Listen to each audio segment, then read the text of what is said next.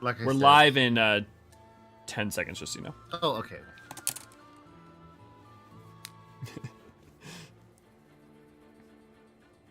That said, we can talk about our personal problems, I'm sure. You know, live into the public, and it's, you know, always wise to reveal all dirty laundry in the middle of the live stream. We're getting drunk on Sunday, so. Yeah, we'll do it then. We'll do it then, right? And we are live! Hi, everybody! Hello, everybody. Let me pull out my chat. YouTube's saying it's not getting enough stream. Let's see if Deadpool's sitting his butt on the streaming device. Let me just turn off any extra things. Oh, right. It always says that it's a little bit low because I'm streaming to Culinary. Right. Let's... Cool. Can you guys see us? Is everything good? V, good to see, glad to have you. Sierra, good to see, glad to have you. Raven, good to see, glad to have you. Look like the stream's working to me. Okay. It always just gives me warning signs because my internet's crap and, you know, double streaming to you and streaming to everybody else at the same time. Stream seems fine? Good. Infinite, good to see, glad to have you. And Neniri, my friend, how are you? I'm good. I keep going on Living La Vida Gobby to see the comments. There's a lot.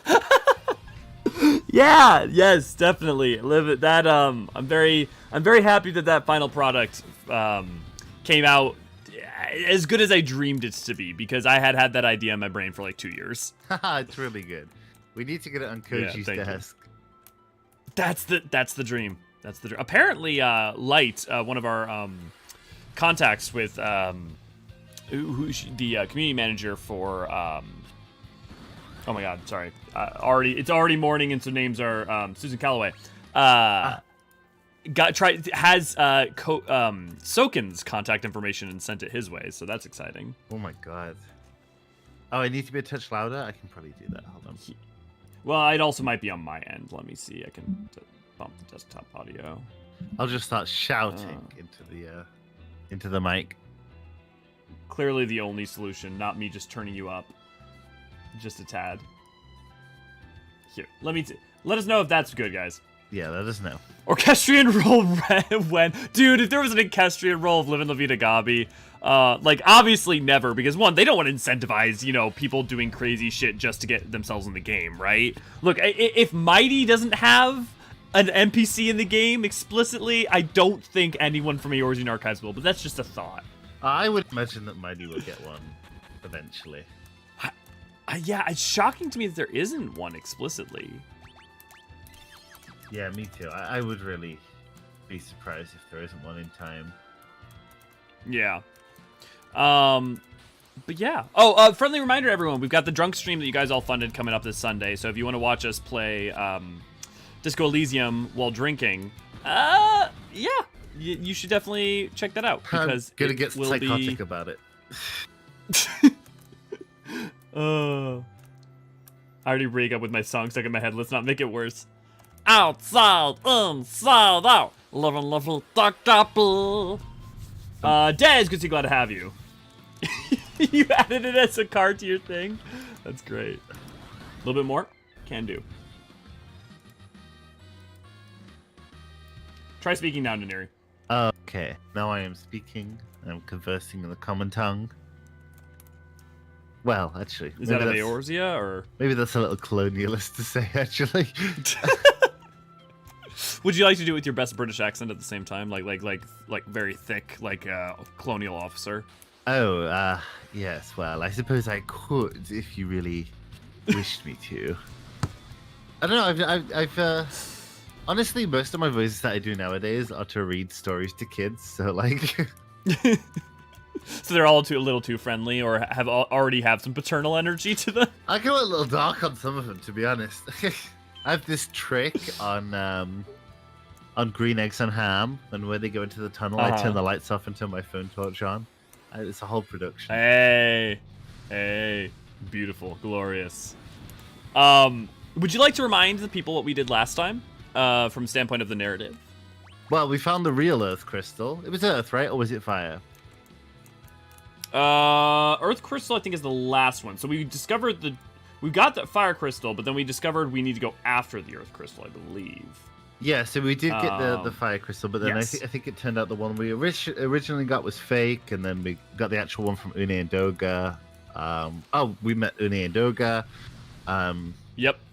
Which was interesting to see how different they are. And yet also, the allegory. So that's the name of the game in 3, to be honest. The links to 14. They're 14. Extensive. Yeah. Indeed. And some in which in name, and some of which in like, a good example might be like how the Archfiends exist in the 4 references. They're taking that root idea and turning it to a different end. And I think that's, that's also been for Final Fantasy things for forever, not even just with, iconography. Like, okay, each thing does a version of its cactuar, each thing does a version of a goblin or whatever. But, reinterpreting. Someone said last night to me, they were describing Final Fantasy XIV to their partner, and they said it is the, past, present, and future of Final Fantasy. And I thought that was a really good way of putting it, because it's such a celebration of all those things. I think that's true. I think that's a fair point. It's sort of spurred on from 9 in that regard, I suppose. Oh, see, that's interesting you say that, because to me, 9 was a celebration of what had been, more so than what would come. Because, 9's so much more classical fantasy in some ways. But, but still having the modernity aspect that, the earlier ones had, 1 through 4 in particular. Yeah, I suppose that's true, but I do feel like, you could draw ties, but then again, you can draw ties anywhere to anything, can't you? Sure. Oh, man. Because, 7, for instance, is, in some ways, a rejection of what came past and was definitely the present and the future. But it was definitely trying to, move... As much as, use iconography and stuff, it was very much moving what had been forward. Oh, yeah. But I also suppose you couldn't do it any other way. And I feel like 8 also did the same. Yeah, definitely. I think 8's picking back. And then 9 was more of a return to form, for sure. I don't know. Scarlet! Good to see you, glad to have you. I don't know how I'd characterize 10. Maybe 10 is, I think, odd man out. Yeah. But it doesn't feel like it's a rejection. No, not at all. Not at all. It's definitely a celebration, but it definitely feels like someone who wanted to make, not something different. Someone to make something Final Fantasy, but wanted to move Final Fantasy in a direction that wasn't along an axis of just modernity versus, medieval, and wanted it to move it along just a different axis of types of fantasy. Because there's something that's very, Shinto and very, Japanese about it without being, weeaboo Japanese, without being anime Japanese. There's just a lot of the relationship between Spira and the realm and and Sin, and also Aeons, and all of that is just, there's something very about it, and the pseudo dream logic of it all that is, despite its main entity literally being called Sin, I don't think it's just it's not just it's Catholicism. No, I mean, that's true.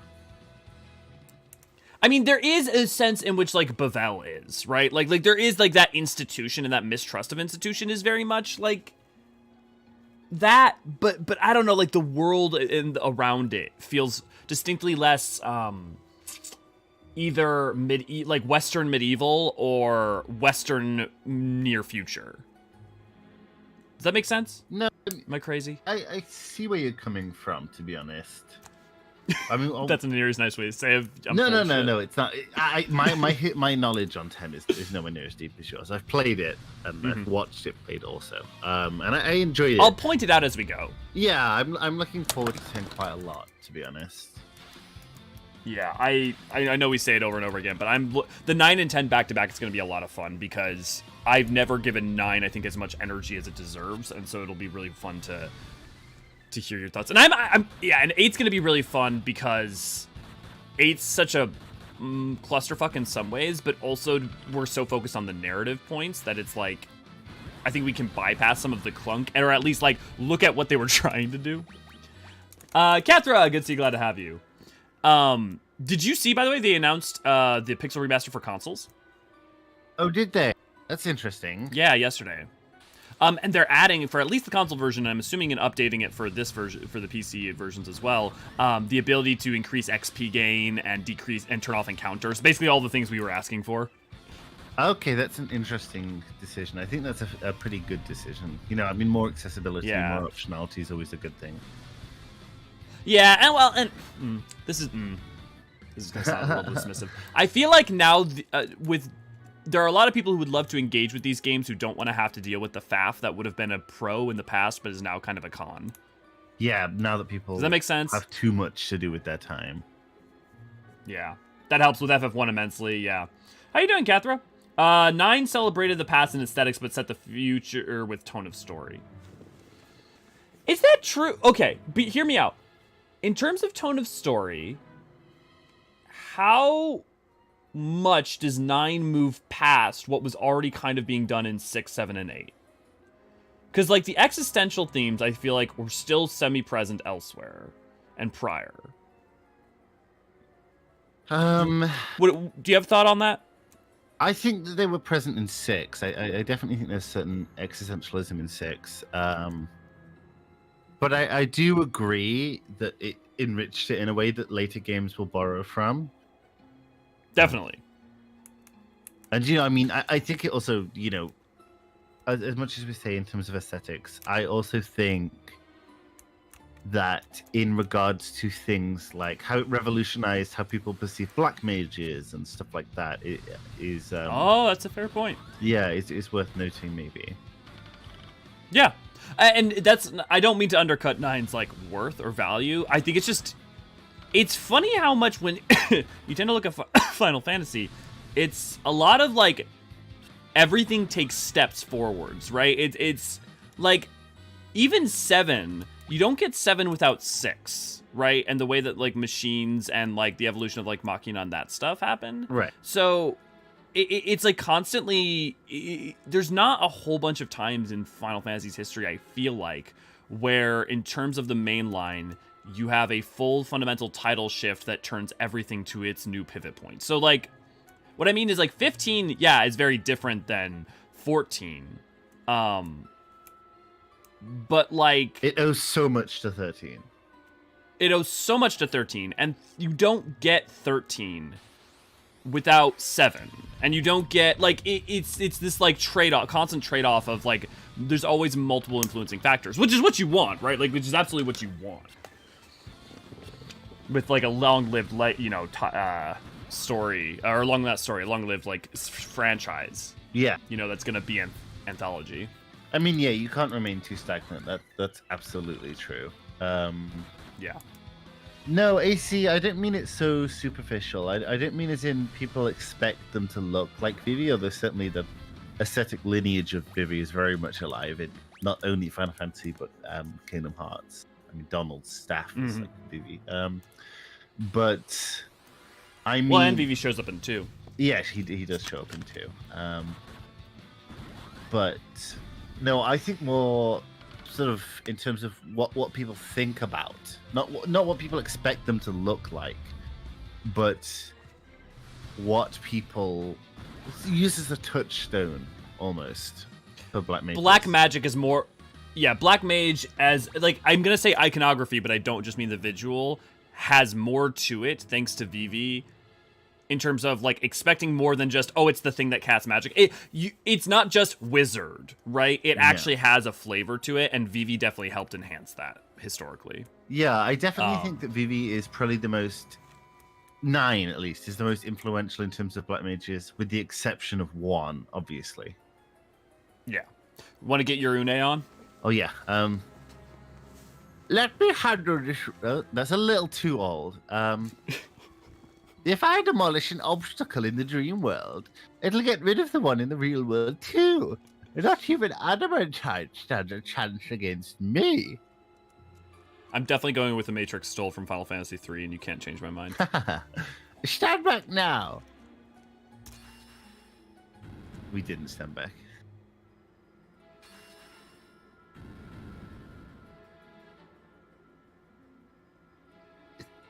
True.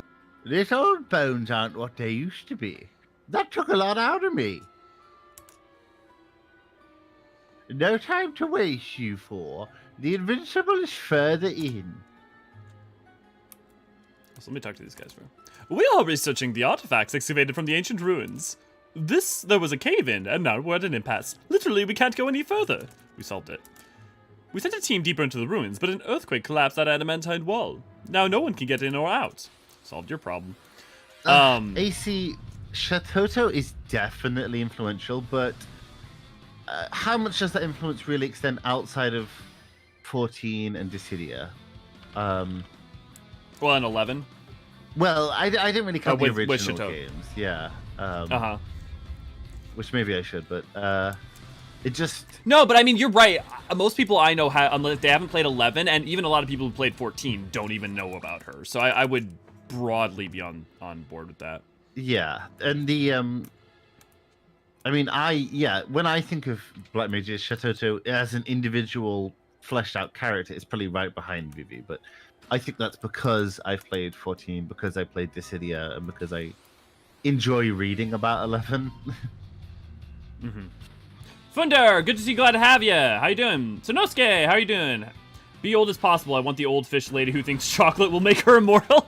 I mean, that's definitely an error that Niniri can do. And unless something outstanding comes along, Nine will always be my favorite. I mean, I'm also always fascinated when someone's favorite is not something tied to youth. And I don't mean that because, like, oh, just because we had rose-tinted glasses. Like, playing things, a game's quality is not the only metric by which it can be your favorite, because it literally can just be you played it at the right time, right? Do you want to hear something crazy? But my first game was... my first Final Fantasy game was 13. What? Yeah. Okay, okay, so 1, explain what that experience was like. 2, how was that not going up before? And 3, how old were you? I was in high school. Wow, you came to this late. I did, and then after that, I played, like, pretty much immediately went and played, like, 7, 6, 9, eventually 8. Didn't love 8, although I think my opinion will change. My experience with 13 was a bit odd. I struggled with the paradigm system a little bit. It's grown on me a lot nowadays. Same. But it's a little opaque at times. I think the game in general is a little opaque. Which is kind of crazy, seeing as it tutorializes itself so goddamn hard. Yeah, that's really linear. It's so linear, obviously. But... Well, the thing that's so funny to me about it being so linear is that 10 is basically just as linear as 13, but it doesn't feel like it. Because it is effectively linear with, like, some open spots, but other than, like, the calm. And you don't get your airship until around the same time you go to Grand Pulse. Like, in a sense, they're kind of paced the same, but one feels like it and one doesn't. Yeah, I think there's definitely a greater feeling of breadth. And I also wonder how much that benefits from maybe the retro sort of aspects around it. Maybe. But I do really like 10. It's just not one of my defining games currently, in terms of the Final Fantasy series. But I like it. You know, I like the protagonists. I like the villains. I like its philosophy, and I like Spira as well. Yeah, I mean, look, I don't expect everyone to love Spira as much as I do, but I will say the place where I feel the need to go to bat for it is, like, anyone kind of saying, like, it's passable. Because to me, it does at least a lot more than that. That's where I tend to be like, okay, let me get going. I love the laugh. Yeah. She's the only other... Yeah. She's the only other Black Mage that comes to mind for me. Yeah. Don't get Elias started on the laugh. Yes. Yeah, do not get me on the Final Fantasy X laugh. That will... I almost wore my Final Fantasy X sweatshirt today. That's funny. I mean, I know that I'm biased as someone who is really deep into the Final Fantasy wormhole, but I struggle to think of a Final Fantasy game that is just passable outside of the first 2. Yeah. Well, and honestly, I would look. I not that I think I enjoy it as much, but I will say I appreciate what it's trying to do for its leveling system. So, like, I at least still think that there's interesting things to say about 2. And 1, you can only really say, I feel like everything interesting to say about it only comes from what came after it. But yeah, I really do think that they're all at the least interesting. Like, even if 8 is mechanically kind of a quagmire, it's at the very least interesting. I think that's fair, to be honest. No, I think that's entirely fair. I don't dislike any Final Fantasy game, even one which I gave a. What did I give it? What did I give one? I gave it a. Did we give it with D? Yeah, we both gave it a D, and then we gave it to a C minus. But you know, I mean, like you said, you can't begrudge all that much from one for its time. It's you know, earth shaking. Right. And like that's the other question I feel like is really interesting when it comes to talking about Final Fantasy games is what to caveat the question as, are you talking about the game if you tried to play it right now, or are you caveating at whether or not the game is fun in and of itself in a complete vacuum, or is it enough to be interesting in a vacuum, or is it enough to be very interesting in the confines of broader Final Fantasy? Like like there's so many caveats, you know. That is. I think that comes with a series as old and diverse as this. Yeah, it's kind of an inexorable. It's even like with books, right? Even if you have a book series that goes on for years and years, or Doctor Who. You know, Doctor Who's a great example. You know, can you watch all of early Who in a complete vacuum and say from a modern standpoint it's enjoyable? And I think the answer is flatly no. Well, can you say you just it's can't watch all of early Who because it's half of it doesn't exist. But yeah, no. We got the animatics. Those are close. Yeah, they're okay. Sonosuke, I'm not counting side games here because I think yeah, you know, outside of those are very variable. Yeah, outside of After Years and like 13-2, I guess Lightning Returns is just passable, but okay. I don't think that a lot of the side Final Fantasy outside of Tactics hasn't done a great job with side games. Spin-offs are wildly hit or miss with Square. When I'm talking about Final Fantasy, I specifically mean mainline, and even to an extent, I would say anything that has a 2 next to it falls in line with this. So like 10-2, 13-2, Lightning Returns. Okay, yeah. I mean, mechanically, it's good. It is like well, parts of it. I have feelings. I feel like that would be a funding goal, is like make Elio play 13-2 again, or Lightning Returns again, because I swore to myself, it was the first and only time I've ever played a game and I've sworn to myself I'm never going to play this again while 100%ing it. Yeah. Oh, you 100%. That's probably why you hate it so much. No. I mean, like, I felt that way well before I even started 100% it, but I'm like, the reason I 100% it is because I hated it so much not from the get-go, but pretty quickly, that I went, I need to make sure I 100% this so I never feel the need to come back. Okay. Also, it was a very easy 100%. Yeah, it's not a massive game, I suppose. AC is asking if we consider, I think he means this sort of, not as in which is more powerful, but do we consider Magitech or Machina cooler? I guess Magitech?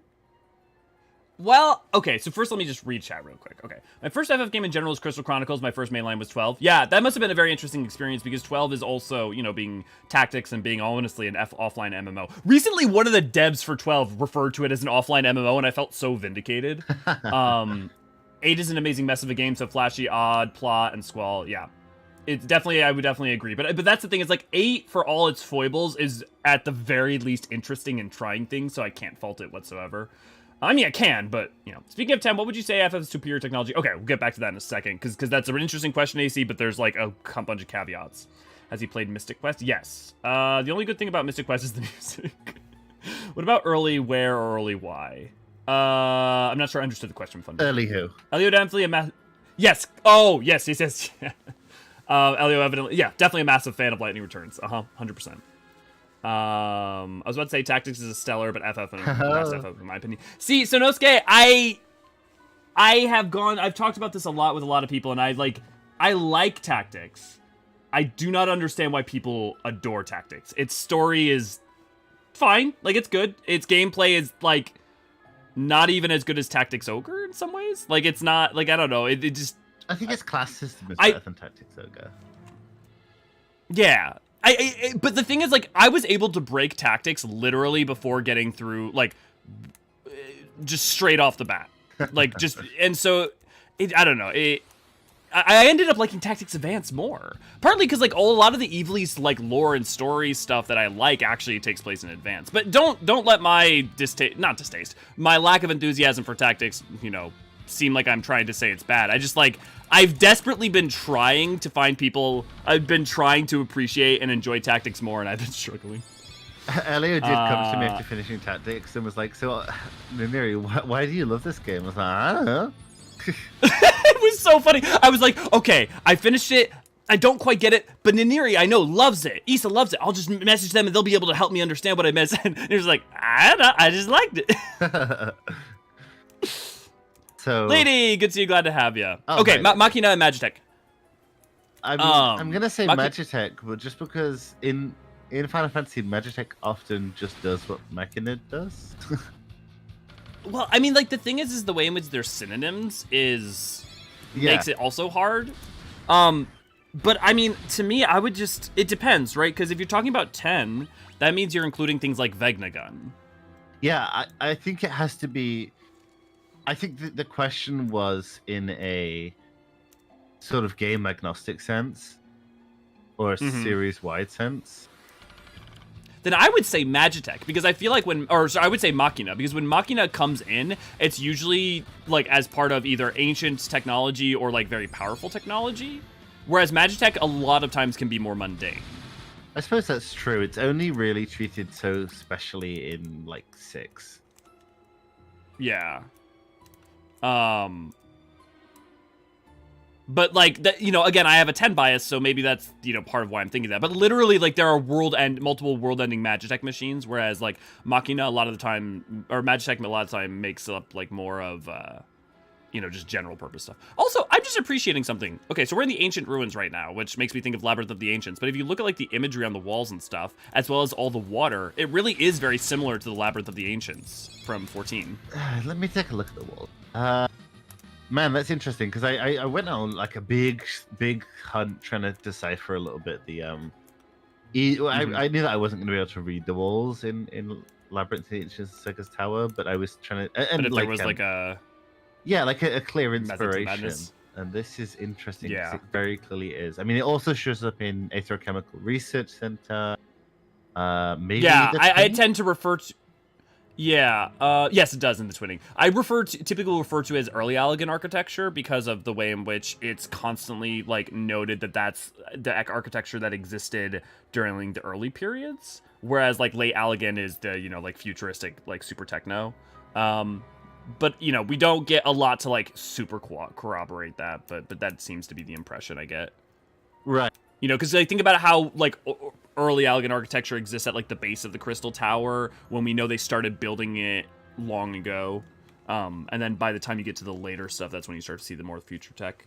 I mean, and vice versa with like Eureka Orthos, right, where you start up at the top and it's all early Allegan architecture, and then the deeper down you go, the more futuristic it gets. Yeah, I like the allusions to almost sort of a tribal vibe going on there. Mm-hmm. Yeah. Oh, dude, this is cool. Literally, the new airship has a store on it. Oh, that is super useful. That is dope as hell.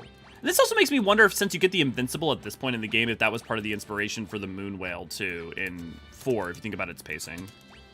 Yeah, I think it could be. I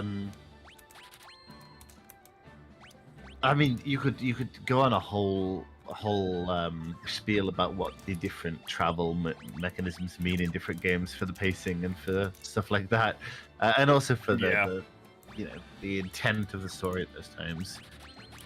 So AC wants to know which is superior in terms of technological advancement. I'm sure Elio has an answer for this. That's game to game.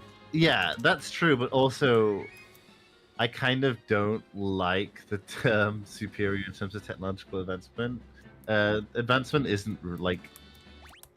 It doesn't work that way. Linear, direct. Yeah, it's not like evolution. Exactly. It's not There's linear. like evolution. Yeah, it's relative. Yeah. Masada from Tactics is surprisingly advanced tech for machinists of legend, which I don't think should be a thing in Tactics. I mean, especially in if you're talking about like or Masuda from I mean, like, the thing is think about, okay, hey, there's the ancient technology. I don't know you evilly see in lore quite as well, but like, okay, they found ancient technology, and they're also the brilliant mind that managed to create something super advanced ahead of their time, the same way that like the Antikythera mechanism exists, right? In Greece. Man, don't get me started on the Antikythera mechanism. Man. I have a friend who hates 10, loathes it. See, that I just don't understand. Again, I get it not working for you, but like, but 10's good. Like, even if you don't, it doesn't appeal to you, 10's a good game. The only perception like it's I well can take paced from that is bandwagoning on Titus laughing memes. Yeah, which is dismissive, right? Like to say if someone hates it, to say like it's like, oh, you're just bandwagoning on the other people who hate it is like very dismissive of someone could actually have, meaningful reasons. But it's just hard for me to understand loathing it. Unless, like, if it's because it's turn-based, okay, but that's about taste, not about the quality of the game. If it's about voice acting, that game was made in 2001, and its voice acting is light years ahead anything of its time.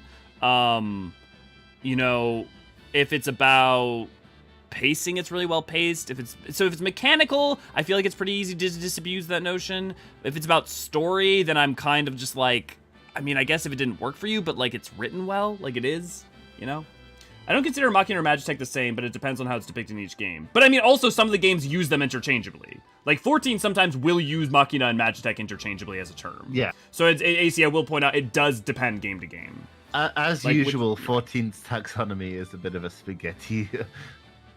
Well, it's the same way that you've got Lifestream, Ethereal Sea, like you've got multiple terms for that too. Mm-hmm. Yeah. I want to see Magitech Redneck Engineering give me something that barely holds together but still works. Yeah, we've done strap this furnace to a strap this furnace to a Reaper motor, and now we're gonna use a grill for BBQ. Oh, I definitely want that, Des. I didn't know what that was. Dude, that'd be amazing. I could see that happening. Let's launch the Invincible. All you, Niniri. Time to set sail. You take the helm. This is your ship now. Do we have Keep training? it brief. The fact that Ooh, hell yeah. To keep it brief, the fact that tactics can be broken so easy to test them out, customize the characters, though, they give you so much freedom and customization. See, but I didn't feel like I had freedom. I just felt like I just like I could like switch them around, but it didn't make a big difference. I created a couple people, got them to a high level, like before I got like summoners and max level people before even getting to like the first boss, and then I just wrecked things. But then again, like, if that's what appeals to you, then yeah, it totally makes sense why that would be a super boon. Yeah, totally. I mean, the Tactics Ogre system of level caps maybe works in favor of that. Maybe that would be a better addition. I just, like, probably challenge it a different way, too. So it's, it's totally, that's a taste thing. I think the thing that threw me for a loop is, like, the story's good. I just didn't see the great that a lot of people were saying, and I think it's partly because I'm coming to it 20 years after the fact. Partly because I'm, coming to it at 20 in my 20s rather than, at 12 or 13, which isn't to say that that's like, oh, 13-year-olds don't have taste, but it's just if you experience a story when you're not as trope weary of certain things, it means that you're less likely to like be defensive towards like embracing it into your like heart, like giving it the chance it deserves, Well, a lot of young teenagers occupy this weird state where they have like exquisite taste and horrible taste at the same time. All you, Niniri. I'll give you a guided tour of the ship. Use that ladder when you want to disembark. When you want to come back aboard, stand directly below the ship and press the confirm button. Whatever that is. Press the confirm button to redline the engines so that the ship can clear small mountains when you fly at them. Heave to a halt by pressing the cancel button when over land. You can steer from the helm. Are we clear? All right, then. Follow me. This is the vending corner, where you can exchange gear for items and equipment. You should find some powerful weapons in there. Take a look later.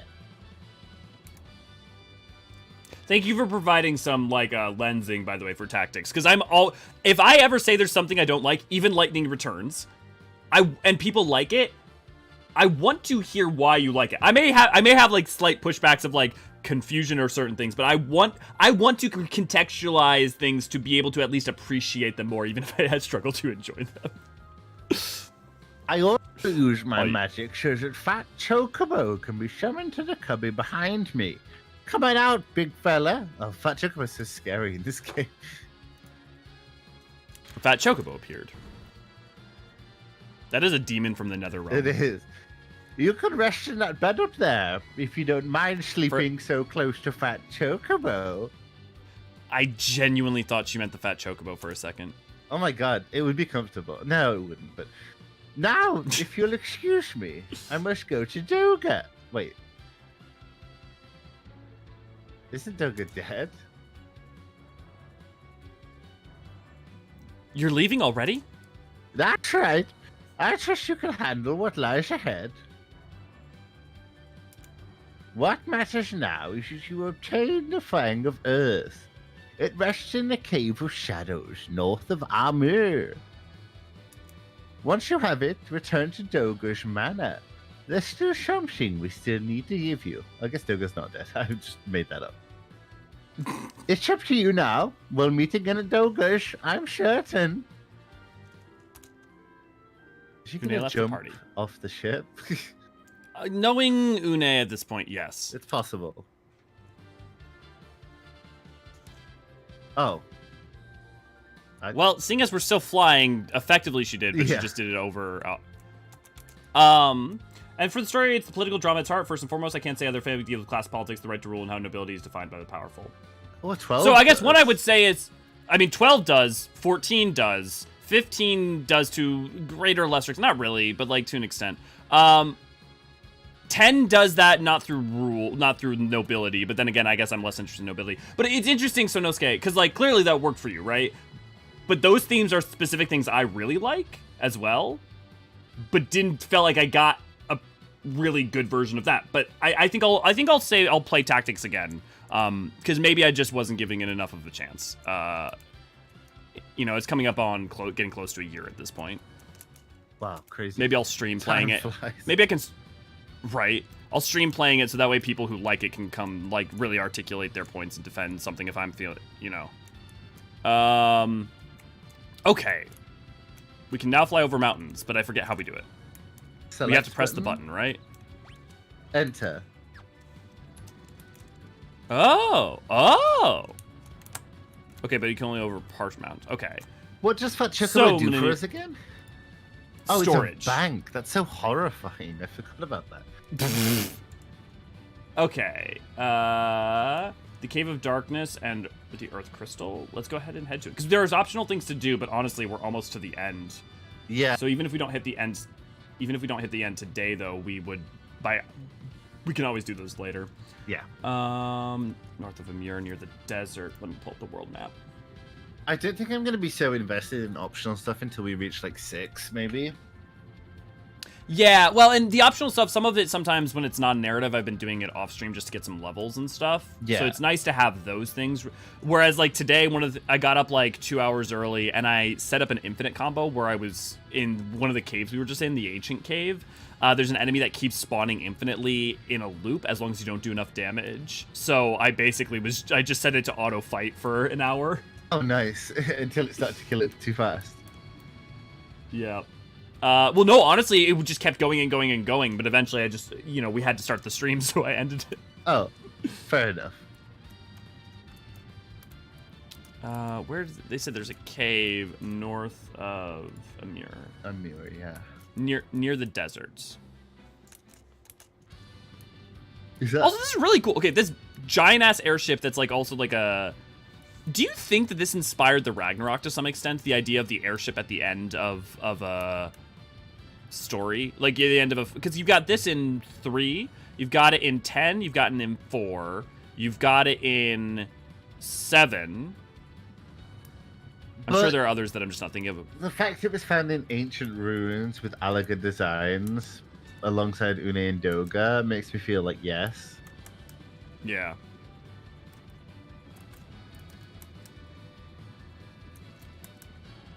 It's weird that they really abandoned... Well, it's not weird, but it's interesting that they completely abandoned the Middle Eastern naming convention after the first few villages.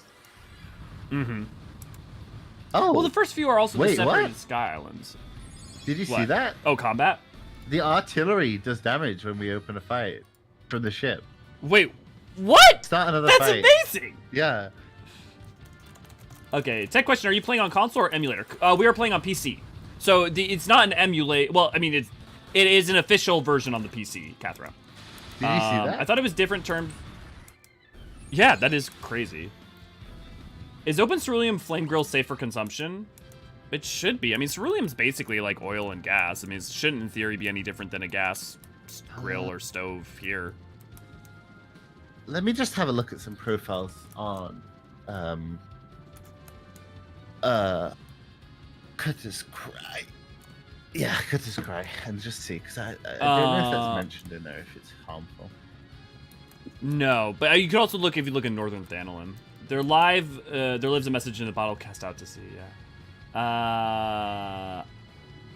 But no, thanks Sanosuke for the, yeah, I mean, look, it does engage with political drama, and especially for the time, there's no question it was ahead of its compeers, right? The lengths to which it was going to engage with political themes. I can't help but think of Emet original look. He looks like Xemnas. Yes, he does. And say specifically Xemnas, not Ansem or Zay, nor do the hair. Yeah, he definitely does. I remember I first got to Elpis and I just shouted it out loud, Emet got Norded! Dude, fucking artillery is great. Oh, yeah. That's awesome. Fat Chocobo is a fun summon. Is he in 3 as a summon? Yeah. You have a bit of an odd question. Does darkness really have a smell? I mean, clearly in Kingdom Hearts it does. Never understood that as a thing. I heard it smells like a really dark chocolate. I mean, like, does darkness have a smell in the real world? Fuck no. But it's, you know, a JRPG where they can establish that he's using that, you know, Riku uses his nose enabled to follow darkness. I would think it smells like moss in a deep wood.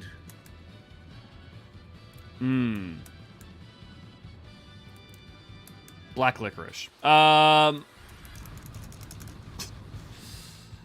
I thought it was more about you getting Sid's one at the end of ARR and using it to infiltrate prey. Well, I mean, they could also, that idea could, you know, come back up more than once, right? But the thing is, like, you don't... I mean, I guess, you know, that idea exists in the ARR as well. That's fair. Is that why Ragnarok's ship looks like a sword, specifically Surtur's giant flaming sword? I don't think it looks like a sword. I mean, it looks like, it almost looks like a yacht with, like, the keel, but you can see the keel because it's not in water. Although I guess it's not really the keel because it's up front. I will say, I've come to like the design of the Ragnarok more and more and more because I feel like it's inspired and original and also connects into, like, the Allegan, like, architectural design ideas while also being kind of Sharlayan and, like, unique. Oh, so you mean specifically the Sharlayan Ragnarok, not the Ragnarok class jail cruisers from Alleg? Ragnarok jail cruisers? Do you mean the Garlean ones? No, the ships that make up Binding Coil are called Ragnarok. Oh, the Binding Coils themselves. Yeah. No, yeah, I'm talking about specifically the not the Binding Coils themselves. Yeah, no. Oh, do I just land by... Well... Oh, maybe that's why I can't. Oh! That's interesting. Okay, you don't actually land it. You just go out...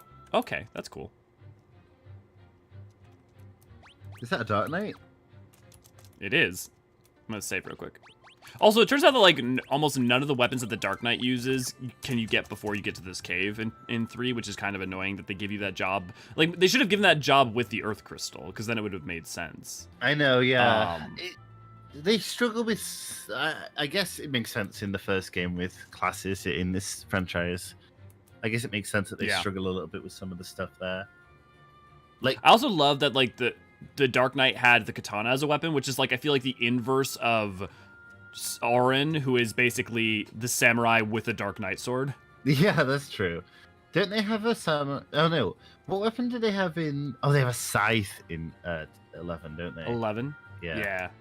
I've come here from Flagelbrard to further my training. Falgabard. Be careful of the monsters in this cave. They multiply when attacked with normal swords. I'm realizing that is a crest on his helmet. On their helmet, it's not a pink, like, it's not a blonde ponytail. I am now going with your wrong version as opposed to the right version because I find that far more hilarious. Thank you. Okay, I'm not just gonna attack with Wild Abandon now. Oh, we'll get stuck in another infinite coil. Sorry, the Ragnarok class starships in 14. Yeah, all good. Oh, the Ragnarok class starships in 14. Oh, I would have to look at those in. Yeah, okay, I kind of see it. I guess I see them more pillar-like than I do them as blades. I don't really see it. But as I might blades. be. Yeah, I don't necessarily. Okay, can you pull me up an image of that, Naniri, then? Because I just want to reorient let my me brain. go get it. Yeah, Catherine, they released the Pixel remasters, what, a year or two ago? And they're all on PC. They're also releasing them all for console in a couple weeks, days. They just announced that they're coming out for console, like, yesterday. It has Summoner's Horn. I'm struggling. I think maybe you give 12 a little too much credit in dealing with those themes. I never played 10, 11, or 13 and could talk your ear off about tactics. I don't want to derail things too much, though. No, I mean, hey, we're here to talk about Final Fantasy. And no, I would say that the way it deals with it with Ash is not like the singular primary and only theme, but I definitely think it does deal with those things, both with Vayne through Ash and through not Braska, what is his name? Vayne's younger brother. Someone help me. Larsa. Larsa. Yeah. But then also, I feel like 14 deals with what it means to rule on multiple levels. I guess here's the thing. Here's a specific point in somewhat of your favor that 14 doesn't singularly deal with. 14 is not typically as obsessed with the idea of the nobles and what it means to rule, but also I don't like nobles in a general sense, and lauding them overly so is typically not always a thing that I love. I mean, it can be done really, really well, don't get me wrong. And so it's not like I down with the nobility and all monarchy is evil or anything like that. But because of that, I didn't find that, like, tactics did anything that, like, was revelatory in that dynamic. And then because the dynamic itself doesn't appeal to me, it was probably why it didn't work as well. But I'll definitely take that lens with it next time and try to look at it through that, and then more about its value through that. Okay, you know what, Elliot? I'm actually looking at what? the Ragnarok classes, and they do look a little bit like swords. I'll send you a picture of it now. Yeah, please do. I mean, a little bit. Oh yeah, the tip of them. Sure, the tip of them does make it look like a blade. I see them more as a pillar with like a topping. Because, like, if you especially see it coming down from Dalamud, it's like a giant, like, you literally climb down one during one of the coils, right? Yeah. Whereas, like, the topper, I see that, but I definitely see, it's literally a crossguard. But also, that would be the smallest goddamn handle that's ever damn existed. I've always seen them as sort of like almost like a memory stick or a key. Like USB. Yeah, I mean, they look, to me, I mean, literally, if you added the little topper on top of a tombstone, they're very similar. Yeah, definitely tombstones. A lot of the elegant stuff just is harkens to tombstones in their design. And in fact, when they're inserted into the into Dalamud, they do just look like tombstones. Right. Sir, are you all right? I thought I had mastered the Dark Blade. I was wrong. But perhaps it was fate that brought us together. Here, take this sword. Received Kotetsu. Oh, Kotetsu. And he opened Obi-Wan the fuck out of here. Okay, let's try putting Just try to remember at least one positive member with the title King. I mean, if you're restricting it to King, that's going to be a struggle. But if you're opening up to Monarchs, Nanamo. Yeah, I mean, Nanamo, yeah, I mean, like, I'm trying to think. I mean, literally, Heian, right? Yeah. What is Heian's title? Is it? He has one. It's not It's not Daimyo. What the fuck is it? He has a title. Give me a second.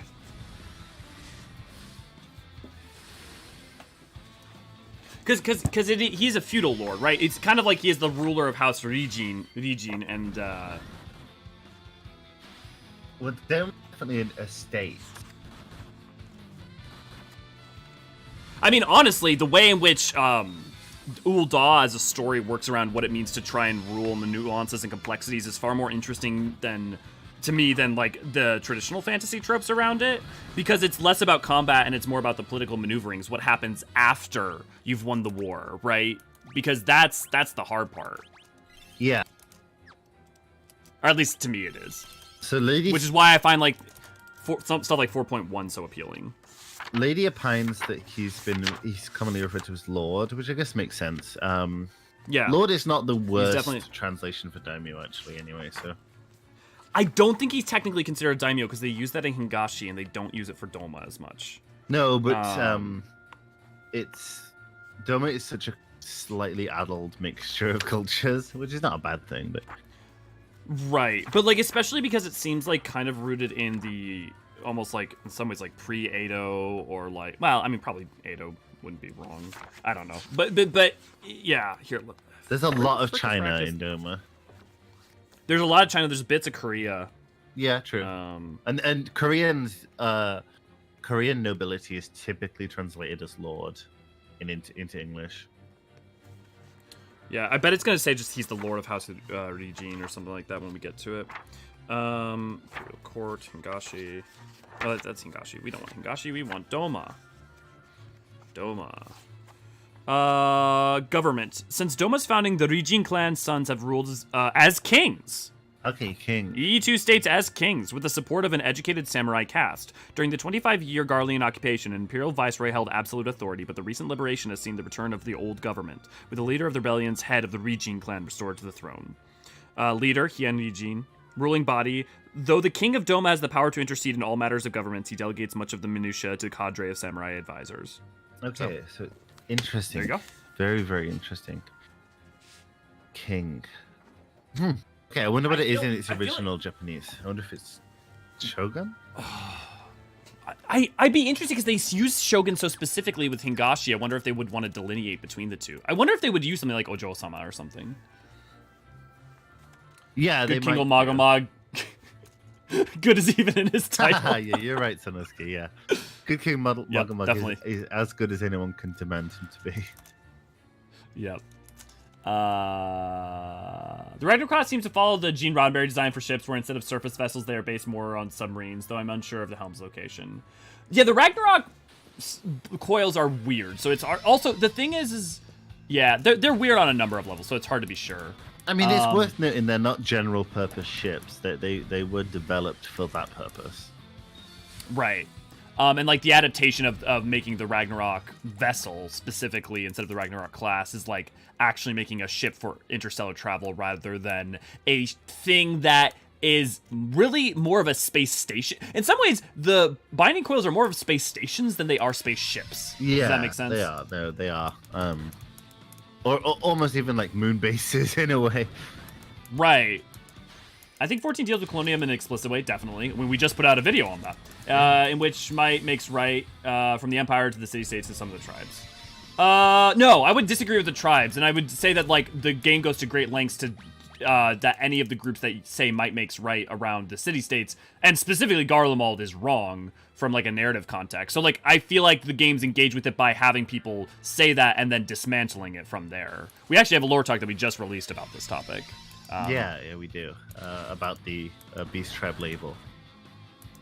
Yeah, and about, like, the, you know, because if the game just said might makes right, or, like 5.4, for instance, is literally about dismantling that, but so is, like, 2.2 with Limsa specifically, and you've got that constant conflict, and 3.4, you know, is about dealing with that legacy and that relationship, on and on and on.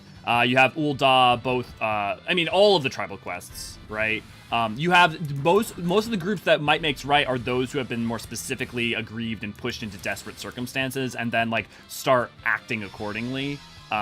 Whereas you have those, I mean, like some of the groups definitely have that articulation, but most of them have been shown to be more pressured into those circumstances, and then like act accordingly as the only form of recourse they see possible. Like, you know, when the Sahagin feel like, okay, the Seventh Emerald Calamity has happened, our only means of spawning grounds is to have these spawning grounds. You have people like Nav who are like, no, we can absolutely work with the Limsons and take advantage of these spawning grounds. And then you have the other groups who are like, no, they betrayed us time and time again. You know, or what happens with the kobolds, right? Yeah. Daniel, good to see, glad to have you. So I suppose King does have precedent in in Chinese history, mostly in the Warring States periods, and as a subordinate title to emperor that is given to, like, Cao Cao got King of Wei after he got Duke of Wei. So there's It's always hard when precedent. there's like nuances. It is. Doma's No. a little bit confusing. It's not confusing necessarily, but it's Doma has so many influences culturally. Obviously, it's huge amounts of Japanese and Chinese culture. Like I said, bits of Korean, bits of Central Asian, even leaking in from the steppes, stuff like that. Mm-hmm. I'm just waiting for like a then they Ryukyuan nation. Well, and I'm just like waiting for Nagsha. It's like, hey, we made Vietnam and like the Philippines, and like we put it all into a state. It's possible, yeah. I mean, I would imagine that if they were going to develop like a military power, Thailand would be a really compelling. And this is as someone who obviously spends a great deal of time in Thailand and spends much of their time doing a Thai martial art. But the I think it stands as a really good avenue if they were going to follow that kind of thing. Totally. So Gaius is saying right, saying we were the strength befitting a ruler, hence we make right makes right. Yeah, absolutely, Gaius, and the Imperial Garlemald mentality is, well, other than obviously Emmett's actual motives, but is might makes right. The only way to prevent suffering is to cause short-term suffering because those who are strong must have control and must rule. So absolutely, when it comes to Garleans, there are people who articulate that point, and there are people who articulate that point, but the narrative goes to great lengths to not agree with them. Yeah. Minus Mongolia. Well, a- I mean, nowadays, especially with their ties with the steppe, not necessarily. I was about to say this. The steppe is more that there's a lot of that there. Yeah. Doma is basically just amalgamation of East Asia. Well, it's interesting, right? Because you have like Nagsha though, and so it's like there are lots of parts of East Asia that I feel like aren't necessarily present in Doman culture. Nagsha would be Southeast Asia. Yeah. I guess what constitutes East Asia? I'm maybe even just ignorant of that. East Asia countries. China, Hong Kong, Macau, Japan, Taiwan, North Korea, South Korea, Mongolia. Okay, yeah, I guess. Yeah, no, I guess if that's what constitutes East Asia, you're totally right then. Oh, I will say, if you want kukris in 14, there are, and I don't condone this, there are mods for them. To clarify, I don't. And also, Sonoski, sorry, I know it's hard to like talk about nuanced things in text form while we can like talk ad nauseum. So I'm assuming you're coming. I will take the time to try and understand the specific context you mean. To clarify, I don't mean the game thinks it's true or agree with them. I just think that the main way morality is decided historically in FF14. As long as you're strong, you have say in morality. That's true. Yeah, I do think that's an interesting question. They do a really interesting job of subverting that halfway with Amdapor, who is not individually massively strong, but becomes almost a diplomatic power. Yeah, I'd also look to the 6th Astral Era as literally, not maybe even, but like a constant up and down of that. It's a constant up and down of might makes right, and also people trying to get along and using diplomacy, right? So I would say the 5th and 6th, the 5th kind of pushes back against that until the Maki do what they do, but then that proves the point, right? You're saying, and then I would say the 6th is up and down all over the place, right? Because you've got people like proto-Alamegans with like the well, I guess not proto-Alamegans, but things like the Autumn War or the people of Girabania before they're the proto-Alamegans. But you also have the relationship between Limsons and Kobolds when it's great and trying to work things out, and then also some at some point in time someone turning to use their might as a weapon, which I think is just like you, as long as you can domineer over someone, yeah, you can decide morality. I mean, we even see that in the notion of like beast tribes as it's used as a weapon.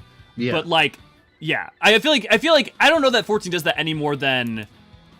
And I'm not saying you're saying this, by the way, Sonoski, but like just that, like, I don't know that's any more true than just like the truth of power, which is if people are not anticipating you wielding a weapon against them and trying to make the best of things, you can take advantage of that.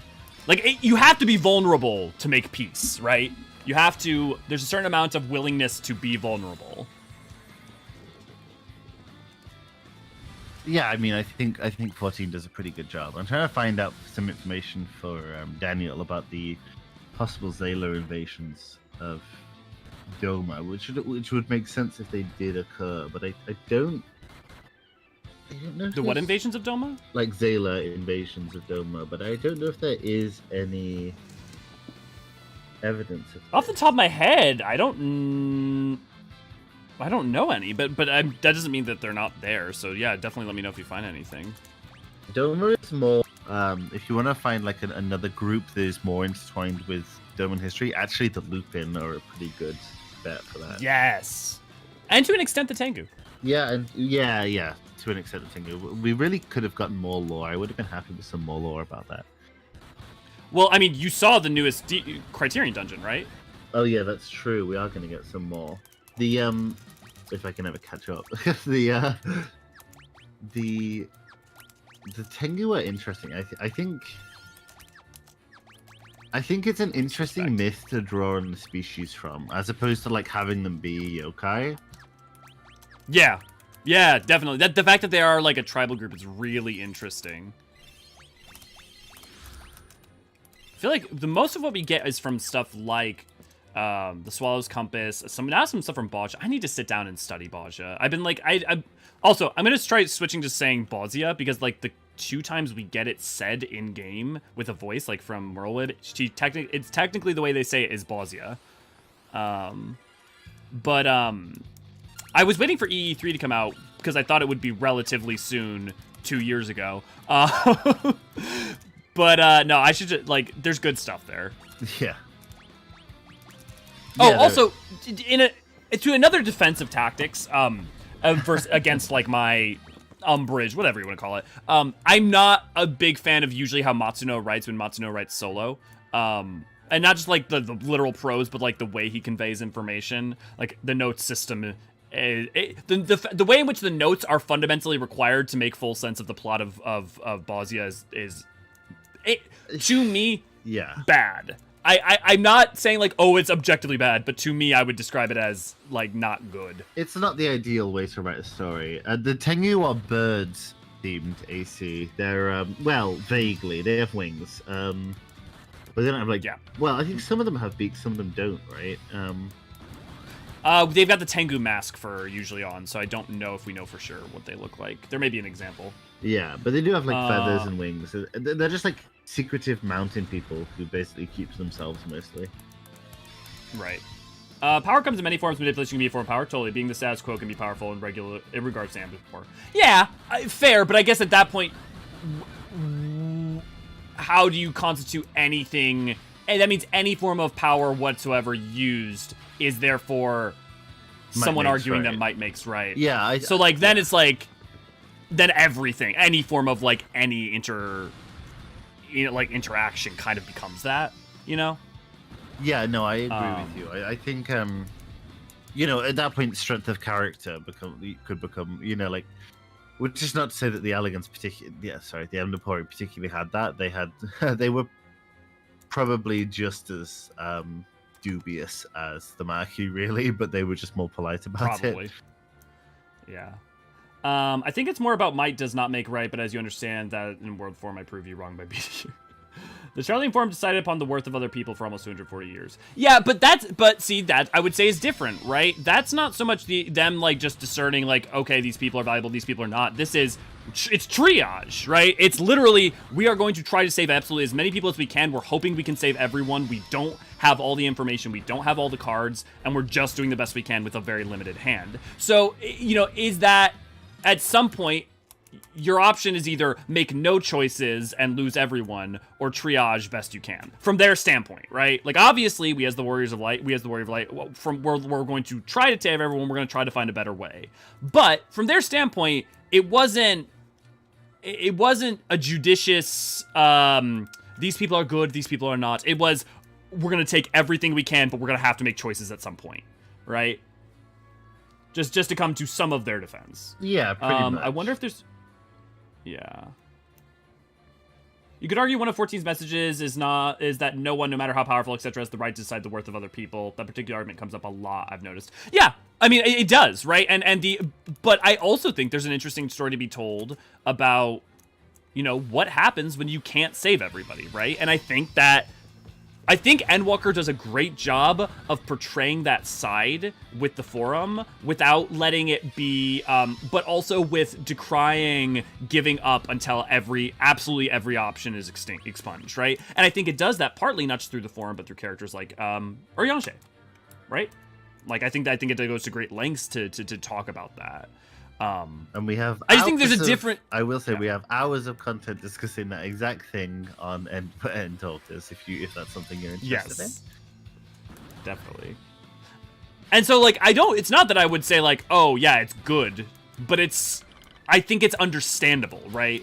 Because if it had been the forum being like, okay, we're going to take Eorzeans, but we're not going to take Garleans because they're far too rowdy. Whatever, fuck them. Or, Domans are, those heathens who worship auspices. Then fuck those guys, right? But when it's like, okay, we only have a certain amount of, like, space on the spaceships, and we need to figure out what, like, animal life we're taking and what can help us sustain life as we run for the existential survival of all of our races, It kind of reminds me of something like The Walking Dead, the first season of the Telltale game, where you have a section early on where you've got like 7 people, but enough food for 3. And you're like, okay, who do I give this to? Why do I give it to them? How do I break it up? How do I ration this? It's like sometimes there just isn't. Sometimes there's understandably not a perfect solution. And what do you do then? So this divide mechanic, I think we can get back around it with Dark Knight swords, right? But it's so obnoxious. Yep.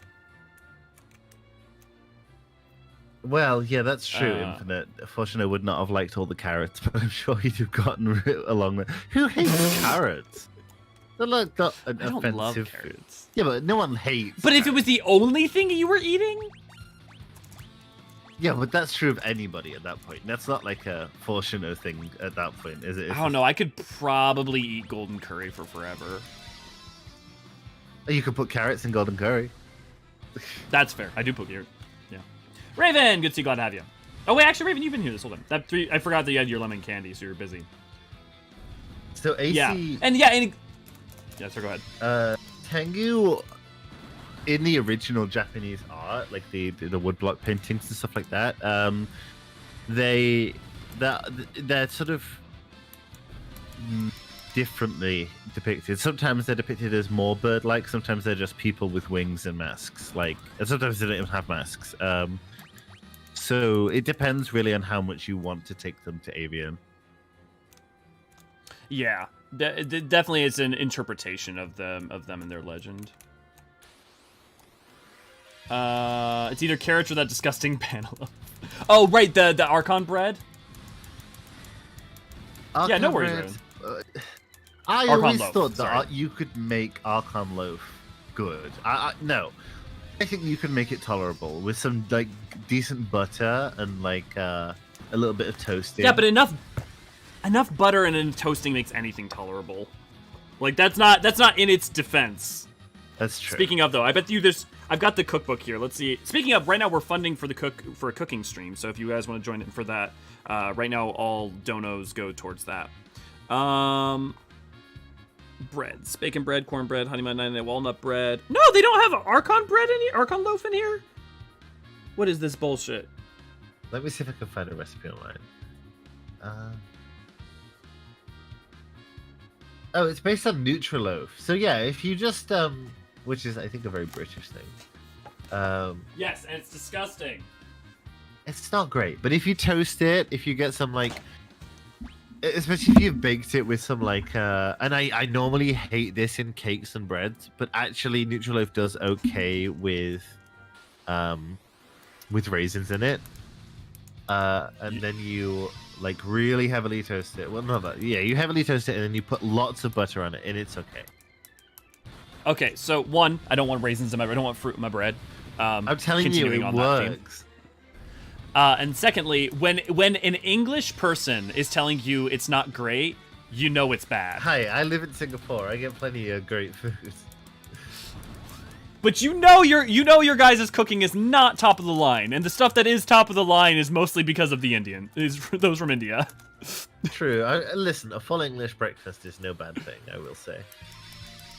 too many beans. I don't have mine with beans. Oh, okay, I okay. hate You know what? baked You've won me beans. over. They're evil. Oh, okay. Maybe you have spent enough time in Singapore to forgo your country's I've always legacy and hated baked lineage. beans. It's like they took the worst part of beans, which is certain elements of the texture, and then they made it like way worse. I think we're gonna like watch our numbers dip now as all the people from the south and beyond leave. No, I love bean. Like I love like a refried bean or like a beans in a burrito or however else you want to serve it. I just don't like baked beans. I feel like the texture of a bean is maybe one of its slightly weaker points, like that chalky vibe. And baked beans seem to really, yeah, a traditional one does, but you can serve it in for like tomato or something, like a puree tomato. Well, not a puree. How'd you make it worse? No, like canned tomato, which maybe isn't any better for you, but yeah, I like it. Why? Haley, have you ever read the kind of sad heading text of the Knight's Bread? I feel like someone recommended that to me a while ago. Let me pull it Let up. me go find it. Yeah. Oh. Wait, is this in the Knight's Bread for the game, or for the cookbook, or for the in 14? Oh yeah, check in the cookbook because I don't have that. Okay, yeah, because it's not in the. Oh yeah, I will say, lady, we have some of the best desserts. Breads. Night bread is 75.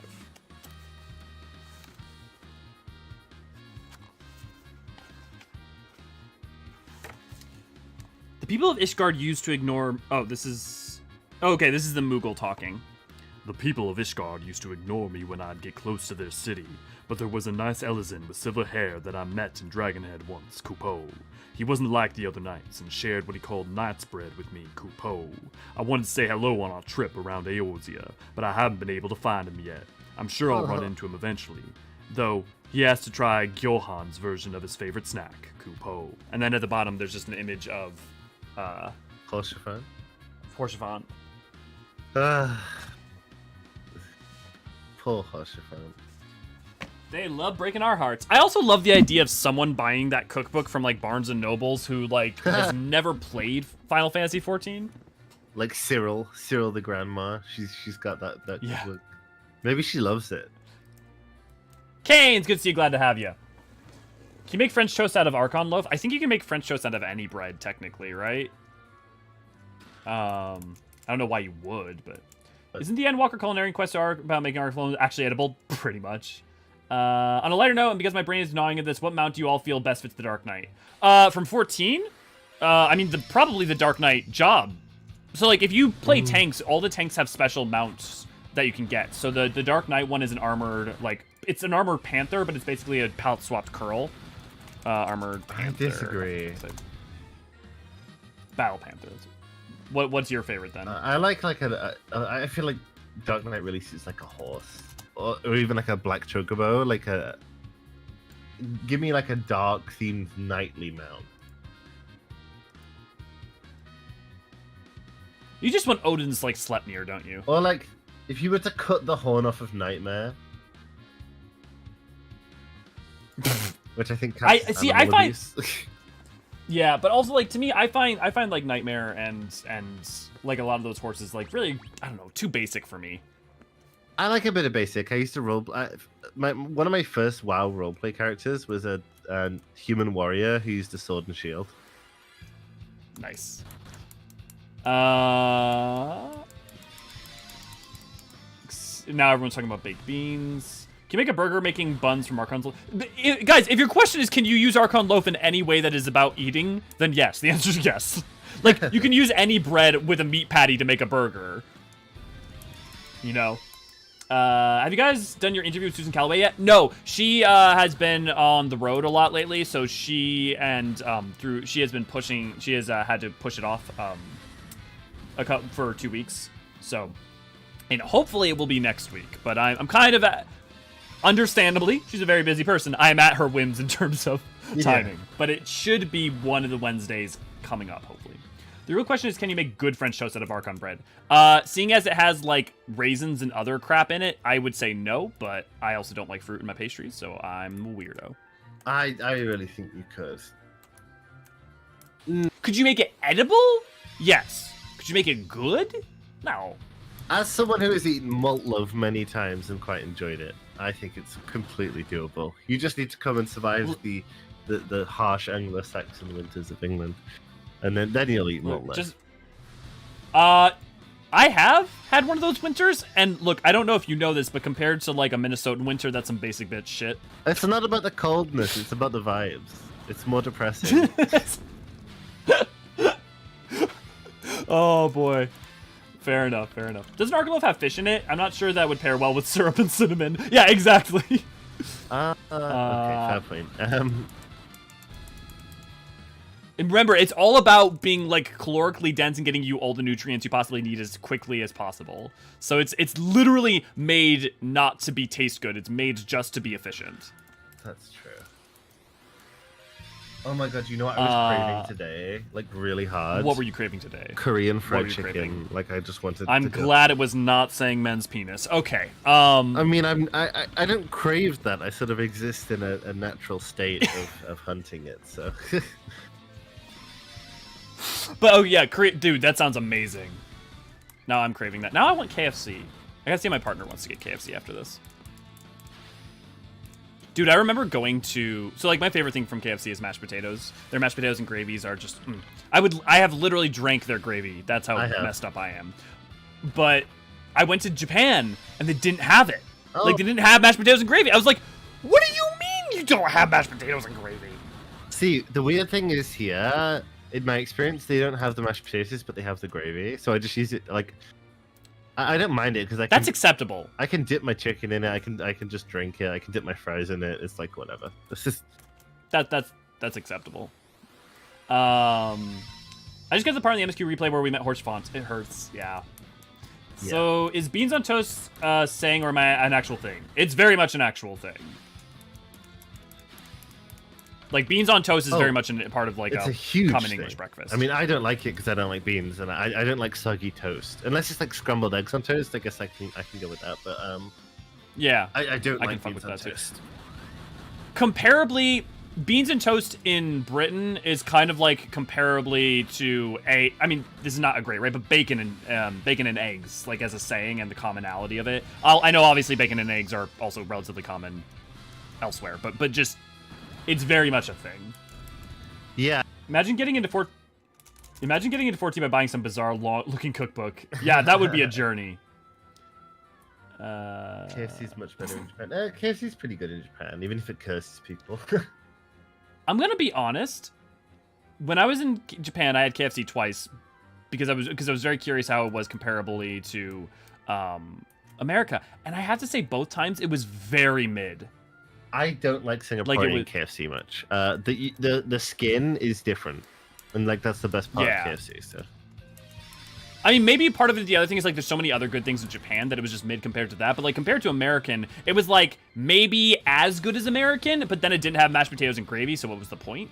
And like the other sides that they had were a little weirder, which I fully accept just because I'm coming from an American background and have my preferences. But I like did not find the chicken or the like fry, which is crazy because like McDonald's way better. Like a bunch of the things there are way better typically, but it was very. Now to be fair, I only had KFC in Tokyo, so maybe in the wider area. McDonald's here is way better than the UK. In Singapore, it's way better. But that's also because McDonald's in the UK is like trash tier. Like McDonald's in the UK, in my experience, is worse than America too. Oh really? Like okay. it was. Oh yeah.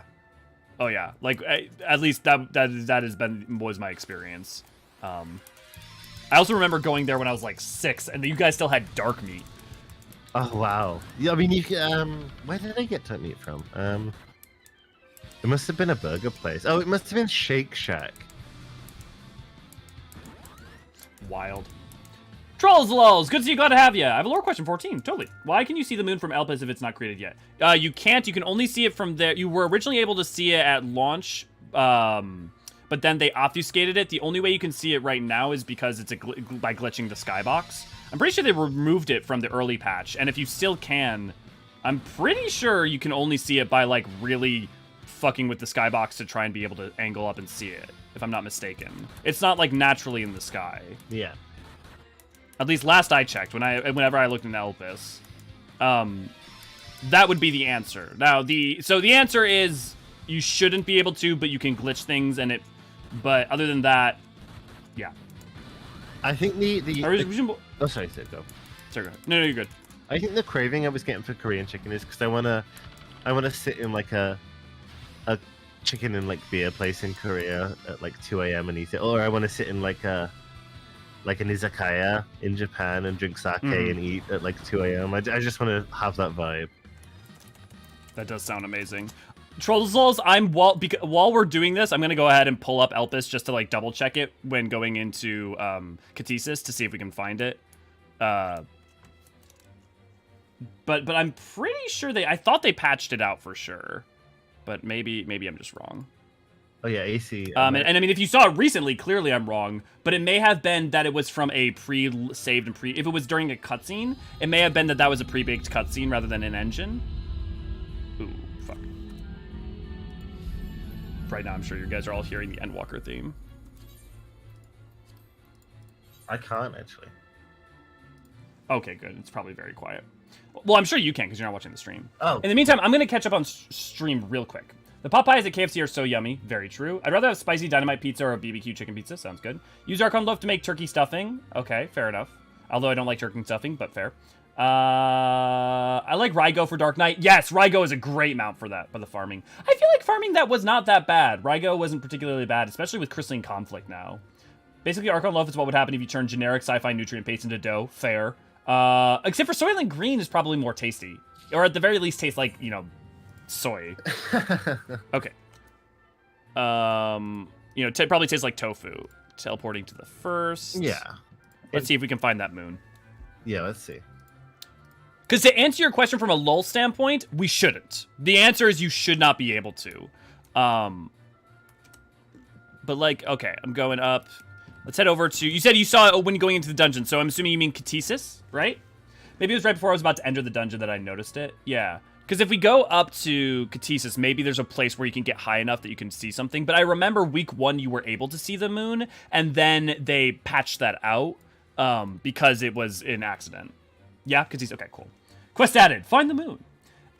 This will also give me a second to catch up with you guys. Doesn't UK McDonald's still have snack wraps? Also, Hawaii McDonald's is something special. What does Hawaii McDonald's have? I actually watched a video on YouTube recently by Hezek who talked about how much better Denny's supposedly is in Japan, though honestly this is extremely low bar to go over. Yeah, I was about to say, that it wouldn't be too hard to nail that. Yeah, we do have Quest snack added. wraps in the UK, in McDonald's. Or at least we did when I lived there, which has not been for a while, but... I mean, that's the other thing. I haven't had UK McDonald's in probably like 10 years, so maybe you guys did get better in the meantime. I mean, McDonald's is McDonald's, right? Ooh, they do fried spam breakfast platters in McDonald's in Hawaii. I would eat that.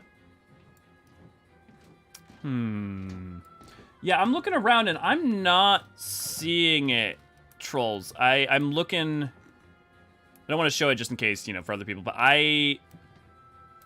it's nighttime and I don't see it anywhere. If you happen to have a photo, you can feel free to share over in the Discord or something. But the lore answer should be it should not exist, and if you were seeing it, it was probably because of there was a space that they forgot to delete it from. Ooh, Okay. they do like a ramen in McDonald's in Hawaii. Ooh, that sounds amazing. You ready to get that Fang of Earth? Yes, I am. It's the Fang of Earth. Who was it that broke the seal and released... Who was it that broke the seal and released me from my slumber? Something attacks the party. Who is it? Oh, it's a sexy guy. Hey, Hekaton Kairi! Hey! For those who don't know, these guys are very important to Copperbell Mine. Well, yeah. You want to talk about relationships? Yeah. Problematic relationships. Slavery. Yeah, spam is so good. Like a spam musubi is really good. Yeah, definitely. Yeah, no worries, trolls. I would definitely go with it may have been a byproduct of an old thing that they somehow forgot to remove. Because I know they went out of their way to try and remove that. I remember first week, if you went to the highest point and went to the far edge of the map, you could actually see it through certain parts of the skybox, even though it wasn't supposed to be there, and they like patched that out.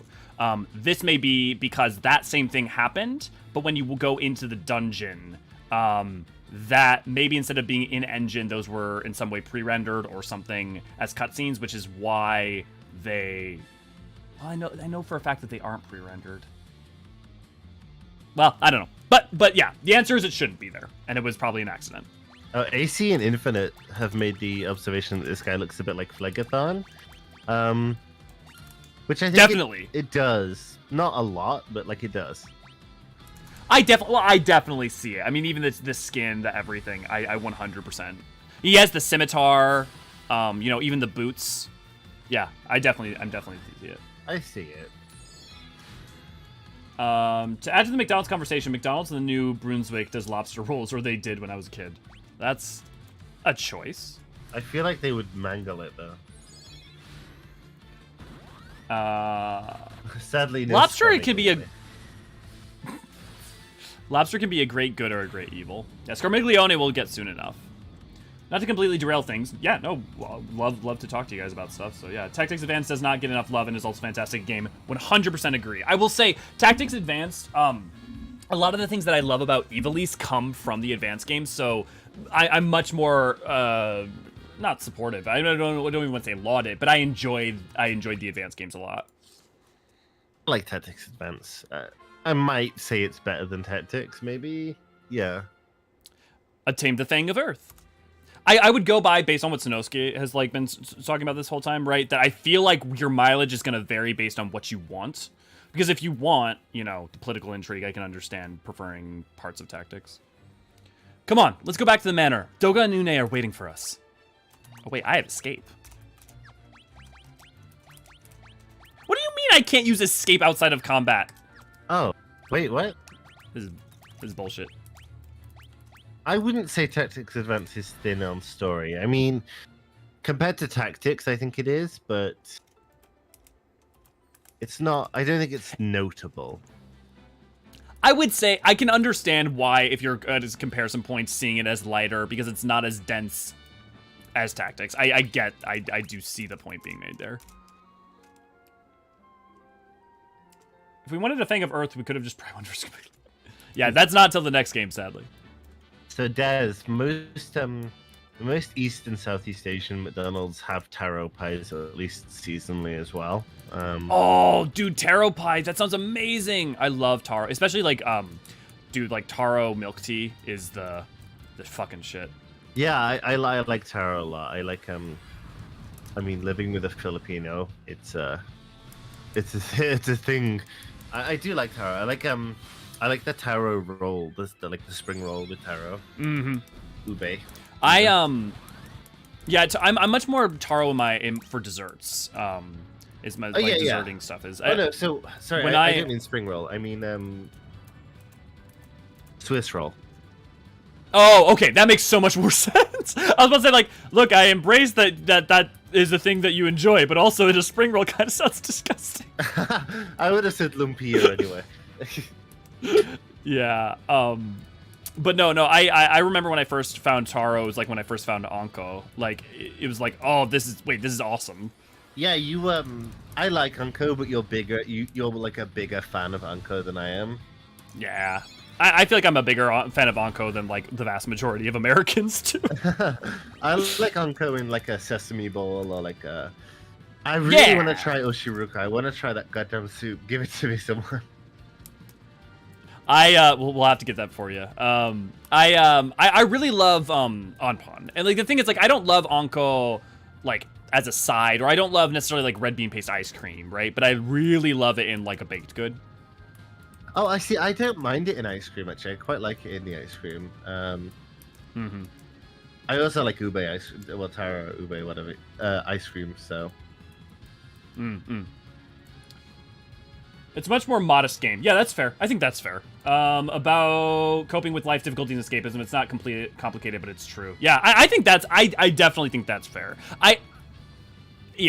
I would not necessarily, I would just say that, like, also, if there's a lot of the world building if there's ever any world building from 12 you liked, a lot of it actually ended up coming from Advance as much as it did from from Tactics. Okay, we got the. AC has Very said, good. can you imagine if 14 had a version of the 4 Archfiends, but not one based on their 4 incarnation? No, because 14 doesn't really work that way, right? It's so referential in these matters. Like, I would be. Well, but don't you remember the 4 Archfiends also existed in prior games as different as the non-version for 4? Yeah, but I think AC means like an entirely new Archfiend roster. Oh, yeah. I guess like to me, like they've stated time and time again, right? They don't want to copy a thing just for the sake of it, like just in name, like both with jobs and other things. So like, yeah, I can't imagine that. Like that could be fun, but at that point, kind of just make your own thing, right? Yeah. Yeah. Yeah, I guess that's true. Coming back here later, don't worry. You need to head back to the Doga Manor. Okay. Which requires the Nautilus. Okay, this is a little silly that I have to go switch back to the other ship. Oh, really? That's kind of lame. Yeah.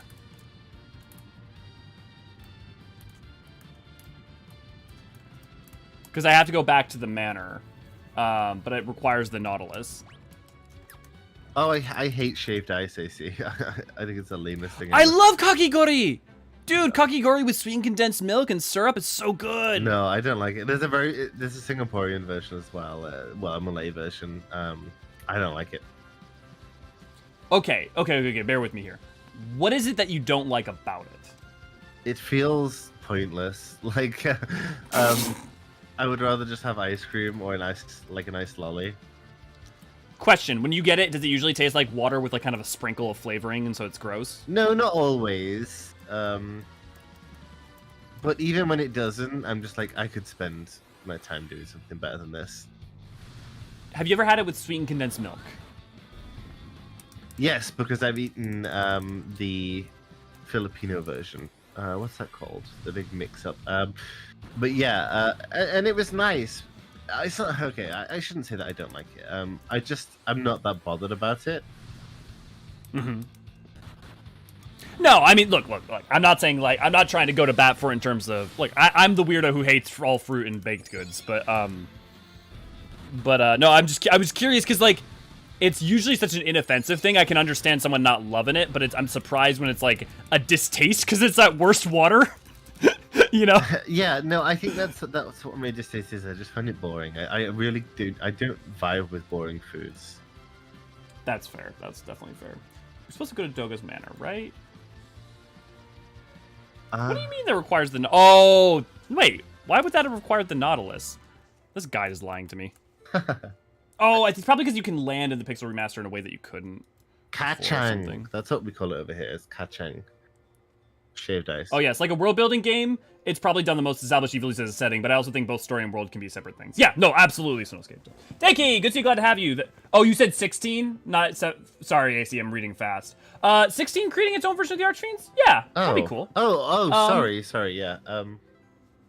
Okay, yeah. Yeah, I mean, I guess. I mean, yeah, always nice to establish new things and new precedents.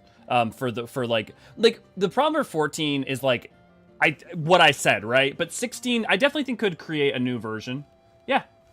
I don't see why not. Clive can go fight them. Yeah. Welcome back, warriors. Une and I have been busy preparing for your arrival. Oh, wait. Evidently. Doga's voice echoes down the hall. Make your way through the tunnel. We await you at the end. Why didn't you just teleport us to you? Yeah, that seems like weirdly... Since this is YouTube, we're contractually obligated to say like, share, and subscribe. Thank you, Ray Ray. Oh, I've been eating those Although if you weird white Korean strawberries lately. And I don't like them all that much. Yeah. I liked them, but they seemed like a weird... I don't know, there's something about them that looks wrong and also definitely further worsens the feeling of tryptophobia with the I see. Strawberry holes. I'll say that. There does look... There is something... Alien parasite. They do look like they're going to be an alien parasite fruit. I'm just saying. I don't like that they're... Am I wrong? They're not as sweet. Like, I want my strawberry to be as sweet as I can get it. I agree. I still remember... Mexican shaved ice is... What is Mexican shaved ice? I don't know. What comes into Mexican? I mean, sorry, you go ahead. I love Mexican food, but I've never had Mexican shaved ice. What was it? What was it gonna say? What were we talking about? I don't know. We got so many ideas in Culinary. Yeah, seriously. And my dog's staring at me. Oh yeah. So I think I've mentioned this before, but I went to that like big, like very, very, very, very expensive sushi restaurant. That I took my parents to for like right. Valentine's Day or so. Oh, no, for their anniversary. I took them out, and then I also got them like a meal on their own. But at the end of that, the dessert was just like a fruit platter, but like the strawberry from it was like the strawberry that you remember from your childhood. It was that flavorful and that sweet, and I was like in love with it. I've been searching for that same feeling ever since. You just have to go back. I can't afford it. We'll just have to make sure the channel blows up so you can afford it. Yeah, true. Not even the fruit and baked pies. No, Catherine, I hate fruit pies. I'm a lunatic. I don't like apple pies, but I like a cherry pie or like a blackberry pie. Is she your cherry pie? Yes, she is. And I'd like to. I'm a weirdo. I don't like fruit and baked, and I don't like fruit and meat, and I don't like fruit and bread together. I like the Korean version. There's a shaved ice matcha, green tea flavor with matcha, red bean paste, mochi, condensed milk, vanilla ice cream. I love eating it with hot chicken soup. That is a weird combo, but also fascinating. I get it. Green caps, good to see you. Glad to have you. I don't mean weird in a judgmental way. I mean like I would not have thought to put those things together, but I see it. Oh yeah, Green Caps. We've been loving this game. Yeah. In the week since last stream I started to beat 3D version of F3, did the whole thing perpetually under level and beat the game 10 levels under what was intended. Good ass game. Yeah, definitely been a big fan of it. Man, I kind of like I'm happy to take the pace that we do so that I can play with Culinary, but also sometimes I'm like, I'm so used to the main way I ever play video games is I'm going to sit down and play this game in like 2 days nonstop. And so playing like this has been a fascinating experience onto itself because I've just never played games this way. Yeah, I am. No, I get this. I have the exact same feeling. If I'm playing a game, I'm either binging it or I'm not playing it. Yeah. Spado is usually very fruit-based, but also uses the syrup. Sometimes you can go the classic mango chill combo. Oh, that's interesting. I'm not sure if the Archfiends would be dominants or icons or something like that. I would say not. They wouldn't be dominants or icons because, like, one, they've specified the ones that we have, and there may be others, right? But I kind of like the idea of them instead being like creatures, or there being like a dungeon, like dungeons onto themselves, or like one residing in each of the like some of the other realms. So like you would have the Earth Kingdom would have the Archfiend of Earth. It would have its whatever the Scarmiglione would be, you know. Be interesting in it. Am I even American if I hate apple pie? Well, I'm not a huge fan of baseball either, so that's how you know I'm not Japanese as well. I don't know. What could be more American than either desperately loving the iconography of America or hating something in specific about it? Wow. We are perpetually a country pushed and pulled between the poles of our existence. In Shinji Mikami games, strawberries are our favorites of demons, like in Devil May Cry or Shadows of the Damned. Interesting. I wonder if there's any Ooh, reason that's behind that. Oh, Doga, hold on. Elio would hate pork chops and applesauce. Pork. Yeah, you are correct. What or is apple a cinnamon pork and pork tenderloin. I think they meant pork chop, but I now am believing they meant pork cop, and now I'm having to come up with what the hell pork cop is. I'm gonna have to Google it's pork like cop. I mean, pork cop sounds like just an insulting term for a cop. I'm pretty like if you type in pork cop, I'm pretty sure you're just gonna find an officer in like a pig, but in officer's clothing. What the hell is up with YouTube? It booted me off the stream twice now. Yeah, sometimes YouTube does that. Sadly.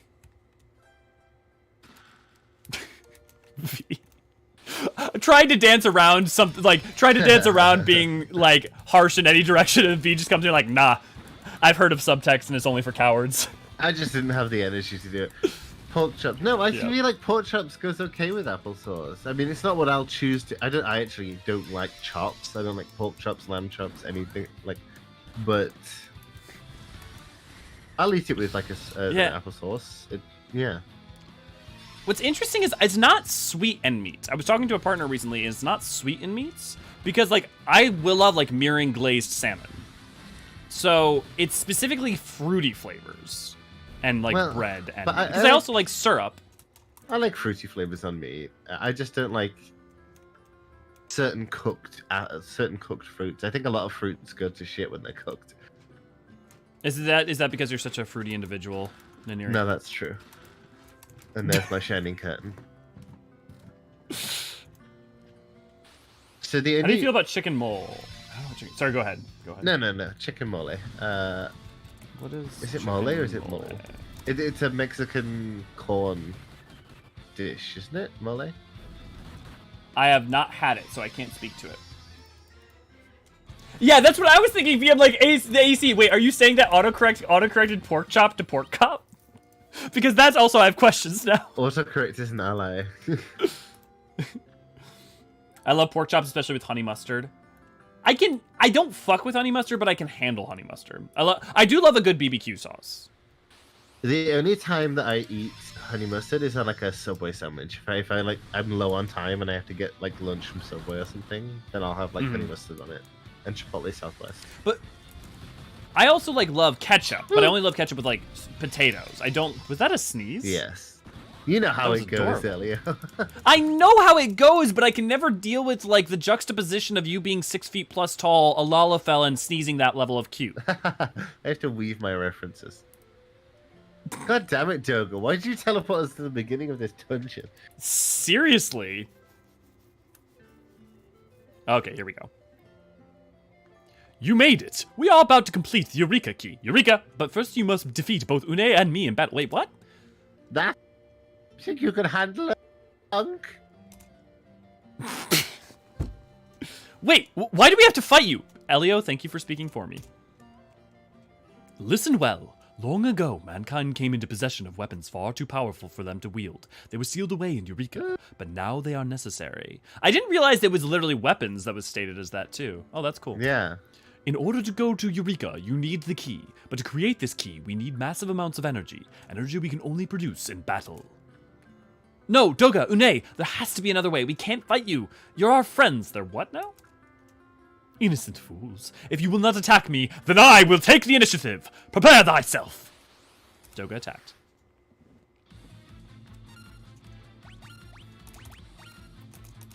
Wait, what the fuck? Is that what you always look like, Doga? Thank you, V. That is horrifying. That is... ghastly. I mean, and not just because it's purple and an orb.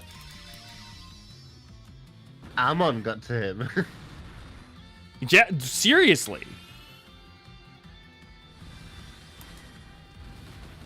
Speaking of...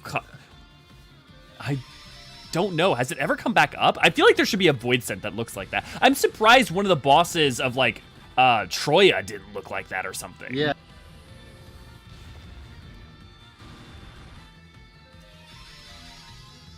What? Looks like Hojo turned into 6. Yeah, turned into... Oh, sorry, turned into in 7. Yeah, I see. I definitely see what you're saying. Yeah. What is that? sort That of is body Doga. horror. Or what happens to Edge's parents in 4. I'm so... It sounded like the Roblox. Ninieri, your sneezes kind of sounded like the Roblox oof. No, it didn't. I don't... Maybe it did, I don't know.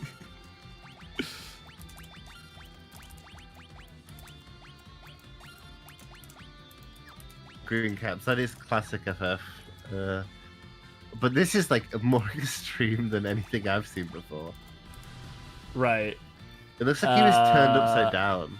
Turned Yeah. inside out and then like twisted up into a ball. Does anyone eat American BBQ outside of the US? I highly doubt it myself. Oh yeah, definitely. Yeah, it's definitely a thing. It's a big thing. There's several places in Singapore that do it. Although I can't eat beef anymore. Oh no. We'll have to get you like pork BBQ or something. Like dude, a good pulled pork.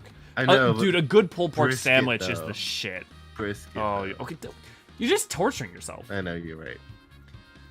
Damn it, what's with all these ancient civilizations and their extremely dangerous world-destroying weapons that they never got around to destroying? Well, why do you think the ancient civilizations fell? That's all I'll say. Why do you think, like, they always create a Vegna gun before they fall? There was super time, like, oh, there's weird shit in the silly voice because amongst that poor happily. Speaking of which, the boy has been such a butt today, but in, like, the best ways. He's been so cuddly and so smiley and wants so much attention.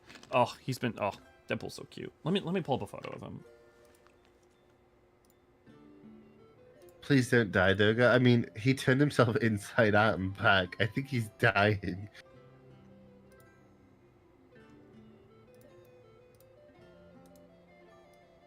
I'm gonna cuddle my dog. In the meantime. Okay, let me show you guys. He went out and got his tennis ball today and was running around on the ice. Look at that. Look at that boy.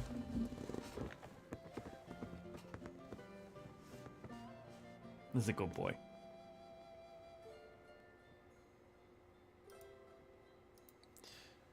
Please don't die, Doga. No, she will face me. Are you ready? Une, we don't want to fight you. Just wait what I can see with my pussy. She's just like turning down. Now's not the time for chit chat. Don't worry. Even if our bodies perish, our spirits can't be destroyed. You can't hit me like that before a boss fight. Now fight me. There you go. Oh. Well, my God. She is butt-ass naked.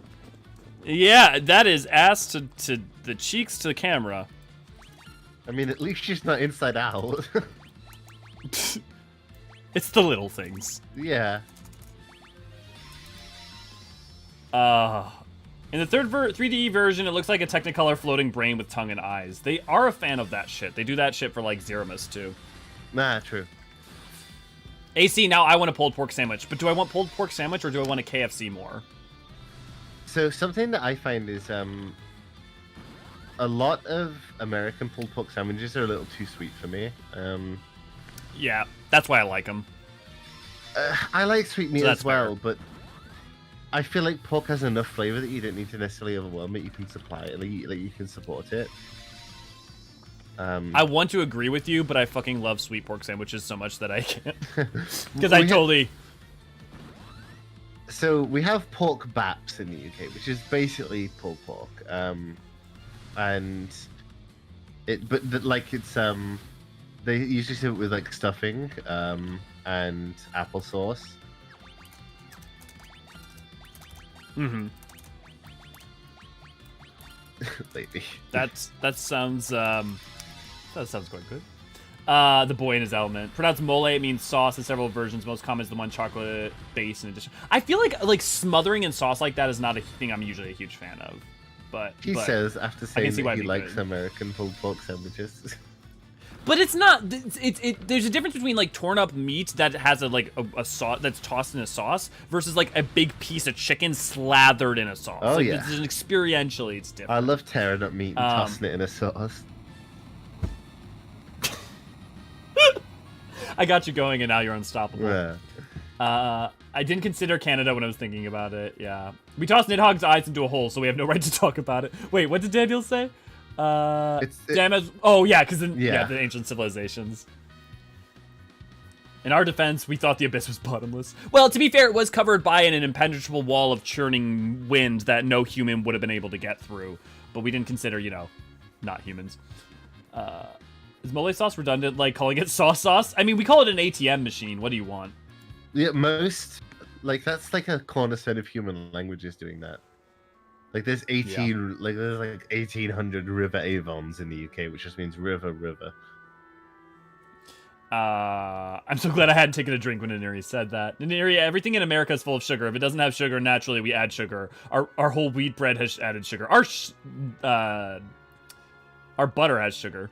Pulled pork sandwich with lattice fries and what's a lattice fry? Are you talking about waffle fries? Yeah, like a waffle fry, I think. Doga, Une, when you lay down like that, you look like a pulled pork sandwich. Oh, God. No, the Eureka key is complete. Take it with you, and don't eat me. Well, Doga, no! Don't fret. My spirit will live on, no matter what state my body is in. It's up to you now. Go to Syrcus, beyond the statues. Xande is attempting to call forth darkness into the world. He must be stopped. You must get to Syrcus Tower to enter Eureka. Bye. Here, take this. It's the circus key. You'll need this to open the door to the tower. Oh my god, my accent's up. You're not alone. We will continue to watch over you. Please, stop Xande. And eat Doma first. You know, like, I mean, obviously we're making kind of jokes right now, but, like, that is a well-done emotional moment in terms of, like, the importance of, from the confines of, like, FF3, right? Like, that was well handled. Yeah, they put some effort in with like, having Une accompany you on the ship and stuff like that. Yeah, and Doga be a character, and then also that feels like, okay, you know, having to fight them is, you know, sad, but also inevitable to save. I wish Xande was more set up. I wish, like, the Circus Tower and all that stuff in Eureka was just like, technically speaking, in terms of the amount of time that we've been dealing with prepping to go there and deal with it, it has been a lot of the time for the gameplay, but it just feels like there's not been enough so far around the villains. Like, they've gotten better with each one, right? Xande and all that stuff has more going on in some ways than the Emperor does, and more than in some ways and definitely more than, you know, Garland did. But, like, I want more energy and time set up in interconnecting the villain to, like, the main plot. Yeah, I'm trying to think about, like, in terms of connection to the main plot, they definitely do that in 4 in a major way. Yeah. But I don't think they give you enough face time or personal sort of investment in the villain necessarily until, I guess, Kefka, right? And then, yeah, weirdly, I think... Yeah, because X-Death is pretty close to Golbez. Yeah. I think 7 almost takes a step back from that. I agree, because the thing is that while you get told about Sephiroth's, like, obsession with Cloud and the amount of, like, interconnection between you and Sephiroth and, like, your awareness of him and, like, him as a character, it's all, like, is EU not stuff. as... Right, it's all in, like, Advent Children and everything else. And 7's not as much about that. Yeah, it's, I mean, I will say that scene where you wake up in Shinra Tower and all the guards are dead is so cool. So good. It's so, yeah, the atmosphere and the music and, like, the blood trails and stuff, all that's so good. Yeah. I didn't feel like Remake quite did the same on atmosphere. Yeah, like, a lot of the stuff they did really well. The atmosphere in that scene didn't feel quite as well done. Yeah, it was good. It just wasn't great. Yeah, yeah. Let me... Okay. You'll need to go back to Doka Manor. At this point in the game, you've gotten all the mystical chests. Okay, so now we can go to the Labyrinth of the Ancients. Which is where? 8. Oh, it's up at the top. Okay. Salted tuna sashimi that's been salt ribbed, brined in salt. You don't need to do anything to tuna sashimi. It's good enough on its own if it's good quality tuna. That's 100% true. Dude, pure, really good, high quality salmon, like nigiri, is so good. Also, I almost ordered you at a store the other day because I was getting salmon nigiri, but I said salmon niniri. Salmon niniri. Someone draw niniri as a salmon. I demand it now.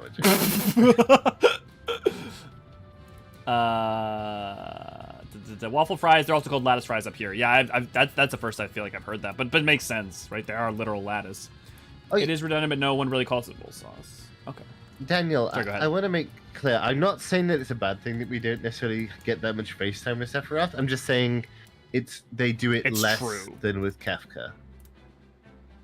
Yeah, it's good. It's not a problem how they do in 7. But I think people often based on Sephiroth's relationship with Cloud in future material, retroactively think that him and Cloud have a serious relationship in the original FF7, and they really don't. No. Cloud has some emotions towards him, and complex relationships towards him because of, you know, all his stuff. But Sephiroth literally pretty much every time is like, who are you? You know, for the most part.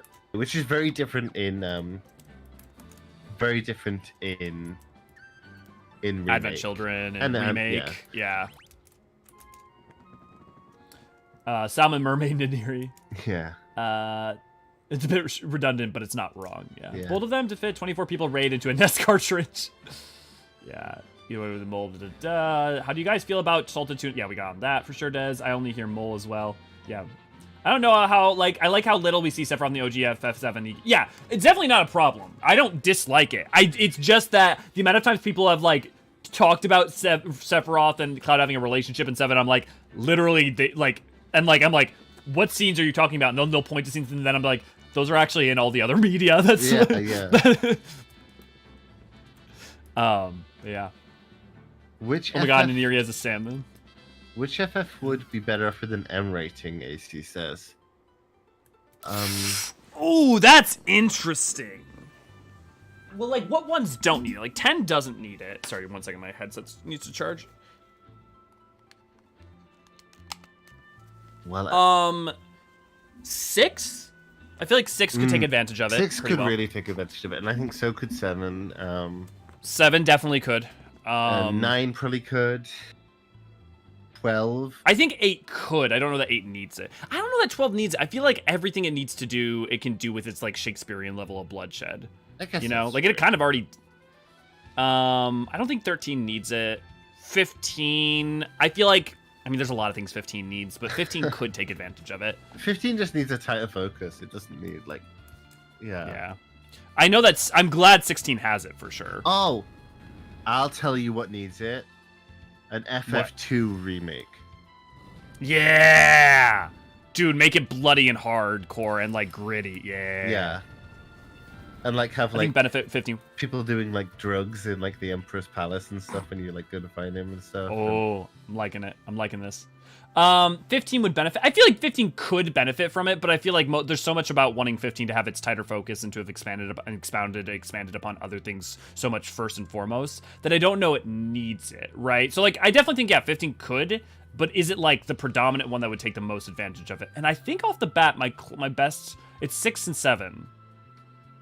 I feel like making 6 more brutal would even enhance its final act even more. Yeah, I think that Kafka benefits from it quite a bit. Yeah. Sephiroth literally sees clouds as nothing but a speck of dust. Yeah, exactly. Someone put an Eorzean in a salmon suit. Pedantic pretty much defines the history of Spanish language. Cloud did have a profound relationship with Sephiroth. He stuck his big sword in Sephiroth and he got overwhelmed and he fell into a big pit. But that's Crisis Core. That's not even... I mean, like, yeah, you kind of get that in the original, but, like, even that is, like, you know. I think 4's fine with T. Yeah. I don't know what KA is, but... So, Daniel, my problem with that is that FF7 Remake isn't actually a remake. It's a sequel. Right. It's not a sequel, but it's... It's a response. Yeah, you play it after you play 7. Like, you kind of have to play the original 7. So that issue with Sephiroth doesn't rear its head quite so much as I would think it would if it was a full remake. Right. Because you which should is in general... Right, which in general is, I don't want to say my problem, but it is my problem with Remake, which is that Remake is an excellent remake up to a point, and then the problem is it is far more of a response/sequel to the original 7 than it is it's not a remake standalone product. And so it can't really exist in a vacuum and work to its fullest extent. And so the thing is, at that point, you are working with a Sephiroth who has awareness of the events that took place prior, ergo, he's acting as his relationship exists, a la Advent Children and after the other events, you know? Yeah, See, I don't have a problem with it, but I think it's something that needs to be kept in mind. I don't have a problem with it. My main problem is that 7 to me was in so much need of a straight remake for people to be able to engage with it in a modern context, so that people were aware of its story going into remake. Yeah, I wonder if maybe 7's remake, the way it works now, it would have been better as a straight remake with a new Game Plus function that would unlock this other stuff. Yeah, I mean, I appreciate the like boldness for what they were going for, and a lot of the adaptive changes, don't get me wrong. And I liked that they're trying to make that mobile version that's like a modern version of 7. So at least there's that. So is this like... around it. It's supposed to be Labyrinth of the Ancients. Yeah. Yep, Ancient's Maze. Yep. Ray. Oh, it's the music. Oh, hey, the Earth Crystal. That's like impossible to answer without spoilers, Ray. It's also so weird that the Earth Crystal is here, like at the base of the tower instead of like earlier and like in our final lead up to the tower. I would have put it in like Doga's cave or something. Yeah. It's the Earth Crystal, but you're surrounded and attacked. On Master's and these orders, you will be all swallowed by the darkness. I'd be swallowed by the the darkness. darkness. I'd be swallowed by that guy. Hey, speaking of Phlegethon and Titan and all that jazz. And all that jazz. Without giving spoilers, since I haven't finished it yet, does 7 have the main characters die off that come back for a remake? It's impossible to answer without spoilers. But I mean, that's you literally without spoilers, but the answer is yes, no. yes, and no, and no, and yes. And also, do you want to include Advent Children? And do you want to include, and do you want to include like all the extraneous stuff? No, I think Ray means only remake, right? Yeah. FF2's Emperor. Interesting. There are a lot of parallels between 15's plot and what we know about the plot for 16. It makes sense. You know. I mean, I guess other than, but I feel like the road trip. I guess a fallen kingdom. Okay, yeah, no, I see it. I also see quite a bit of influence from Type 0 in a weird way. Sure. Yeah. K was the SNES ESRB reading that was kids to adults. It was the catch-all or more or less. Oh, I forgot about that because yeah, they now have E and E10+. I mean, instead of makeup, Kefka would use the blood of his enemies to paint a smile as he goes, "Why so serious?" Yeah, exactly. Yeah, Scarlet, I had just forgotten about that as a one because it wasn't very popular here. It wasn't very popular post like late 90s. One criticism I have with 7Rs that they need to show blood properly. For example, getting stabbed by Sephiroth, you have a nasty bloody hole in you. The problem is that actually, you know what? Give me a second. Let me not talk from ignorance. FF7 remake. It's kind of weird that our Titan summon looks entirely different than this guy. Yeah. Well, entirely, but mostly. Yeah, okay, so Final Fantasy VII Remake is a T game, so that's why they can't show it that way. They would have to make it an M game in order to be able to show the kind of thing you're talking about. Oh, fuck. I should have been paying attention. I was talking to you guys and I was on autopilot. I didn't realize so many of us were dying. We need to relax. Obviously, we're all from different countries, so that's like a very diverse thing to say, but I feel like the age of age classifications on media needs to be relaxed, like compared to what I think it already has, but even further so. Oh, it's definitely been relaxed. I mean, like, I'm having at least some way to, like, delineate between I'm showing my child Grand Theft Auto versus Crash Bandicoot. I mean, Yeah. you would hope just parents would be aware, but I'm in favor of a certain amount of that. Yeah, no, I say relaxed, not eradicated. Oblivion, good to see you, glad to have you. We're doing good. They show blood in Advent Children. Right, but Advent Children is a completely different thing. And also, its rating was different. What's Advent? Like, there's a different rating system between games and... Let me check what Advent... Oh, no, see, they didn't show, like, a hole in someone, so... Well.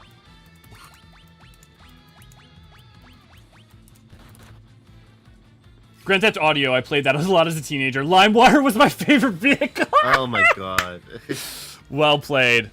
Well played. What did it get? What rate? Oh, it got PG-13. Advent Children did. Right. Because also, FF7 Remake does have some blood in it. It just doesn't have a lot. Because, like, that's how you get M rating. And then you are targeted towards a much smaller amount of people. AC wants to see, like, Rufus Shinra reduce Cloud's head to, like, a paste if you die to him in a fight. Rufus Shinra's hot. I'm not going to argue because you're not entirely wrong, but at the same time... Really, Niniri? Like, his whole vibe. I just know that he'd insult me.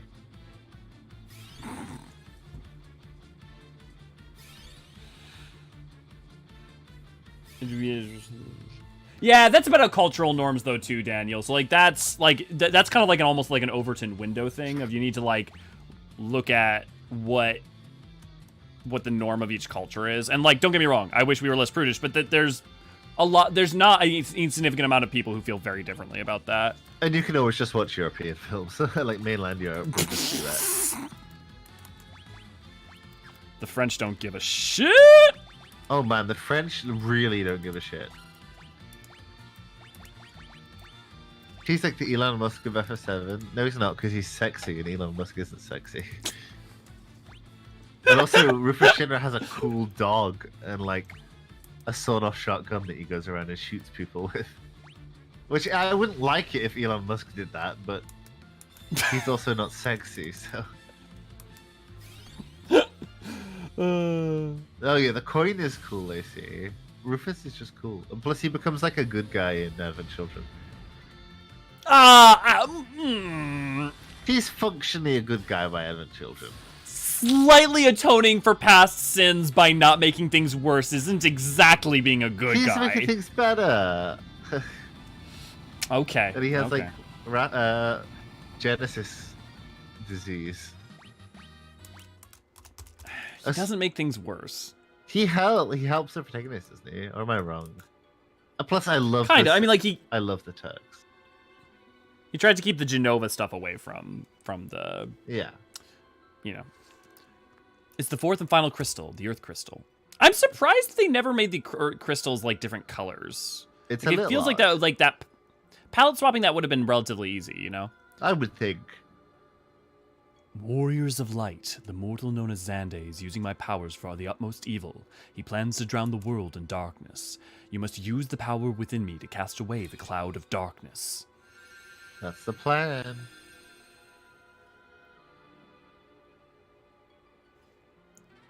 Receive new titles from Magus, Devout, Summoner. Nice.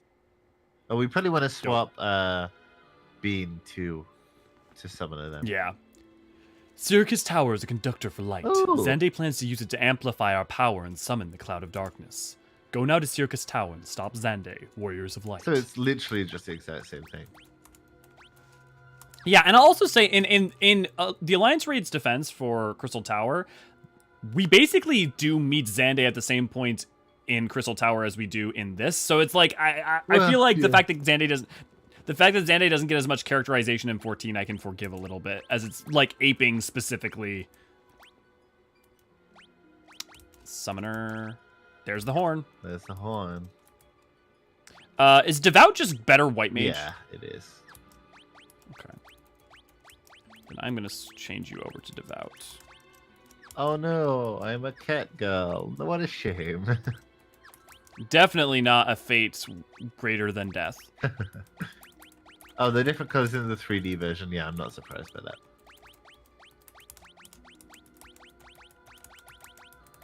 Yeah, the 3D version also changes up two of the placements. Doesn't like the first one water or something? I don't know if they change up the placements, but they definitely change up what classes can wear. I guess we're gonna keep V as frankly, as a black a monk because it's fucking so kick-ass. Yeah, as a black Devout belt. as Krau's coat. Yes. Yes. Yes, indeed. That is where Krau's coat comes from. Yeah, it is. And it's super cute on like the kids in the 3D, like the art for the 3D version. I just love the class art so much for the 3D version. Fears rise, blade fall, his void calls. Yeah, indeed. Speaking of it, if you haven't watched our lyrical lore on Forged in Crimson, I highly recommend it because there are lyrics to that song, and they actually are kind of important. Oh, Infinite. I think Kryle's up for a class change pretty quickly, pretty soon. Oh, definitely. Or at the very least, even if not like a traditional job as we would see it, like she's gonna have a more like I think offensive time. That's not just a healer role. Hell yeah. Equip.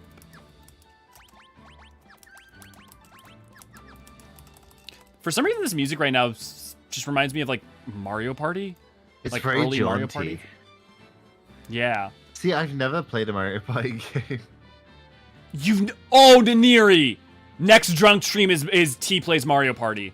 After what's it though? After Disco Yeah. Elysium, yeah. Okay. No, yeah. Disco Elysium is this Sunday, but next drinking stream is we're doing Mario Party. Oh, Naniri, my friend. Okay, fine. Oh, it's okay, gonna okay. be so good. I gotta find a way to make it so that we can play it all. How do we play it? I'm gonna have to figure that out.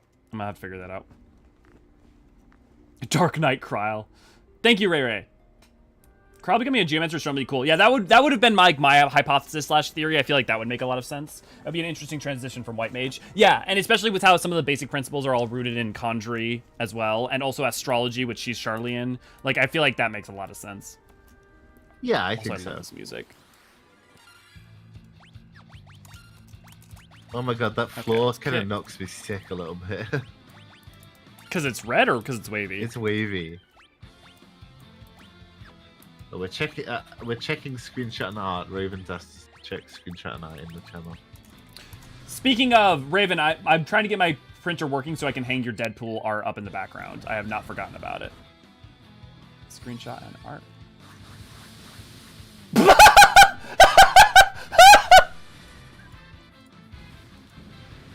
Nice! Thank you, Raven. Okay, that's getting hung up too.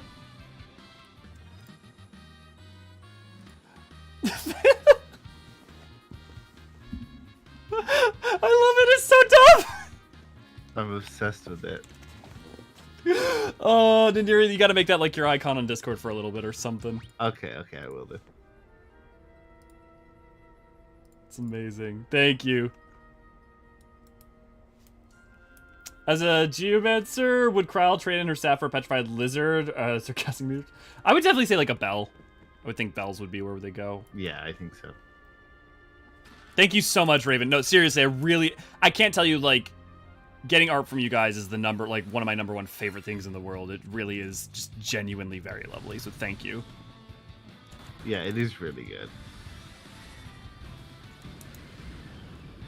And of course, it's the most beautiful thing you could have done.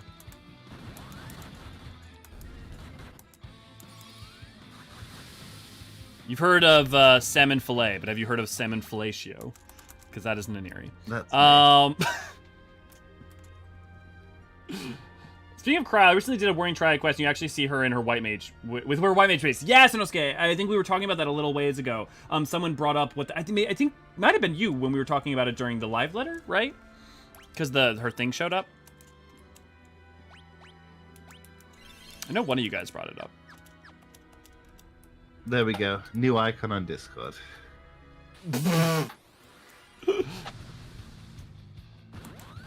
Une's clone. Hey! Check that out! Oh, cool! What are the... That's fascinating. They also show up in Crystal Tower if anyone doesn't know. Yeah. Well, obviously it's like the human forms, but because they changed it up, that's really, really cool. Oh god, we're gonna see Doga's fucked up clone. The salmon is staring at me from the bottom of the stream window.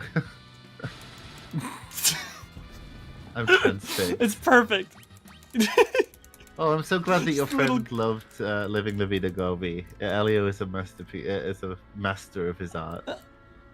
Thank you very much, Neri. I'm glad your friend loved it. That's awesome. I really loved making that video, and I'm glad that people, that it has made some people's days, because that is the most I hope for. Genuinely, is that like I make something that's either entertaining enough to make someone's days better or interesting enough to increase their enjoyment of 14. You know? Yeah. Oh, smoked JC. Smoked salmon is like the optimal. Well, outside of like sushi grade salmon. Yeah.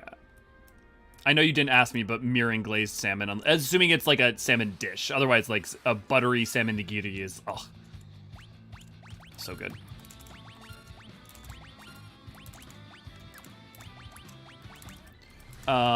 Yeah, you're about to see a lot of CT raid enemies. Yeah, it's really fun to see where the ideas came from. 100% green caps.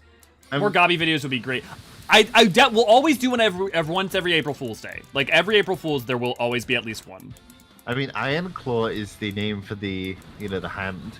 So the Magitech hands.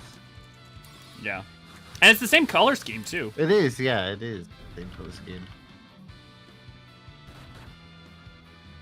Oh man, I've gotten so used to having the like ambient Oh, the group healing Yeah, from Bard. from pain. Yeah.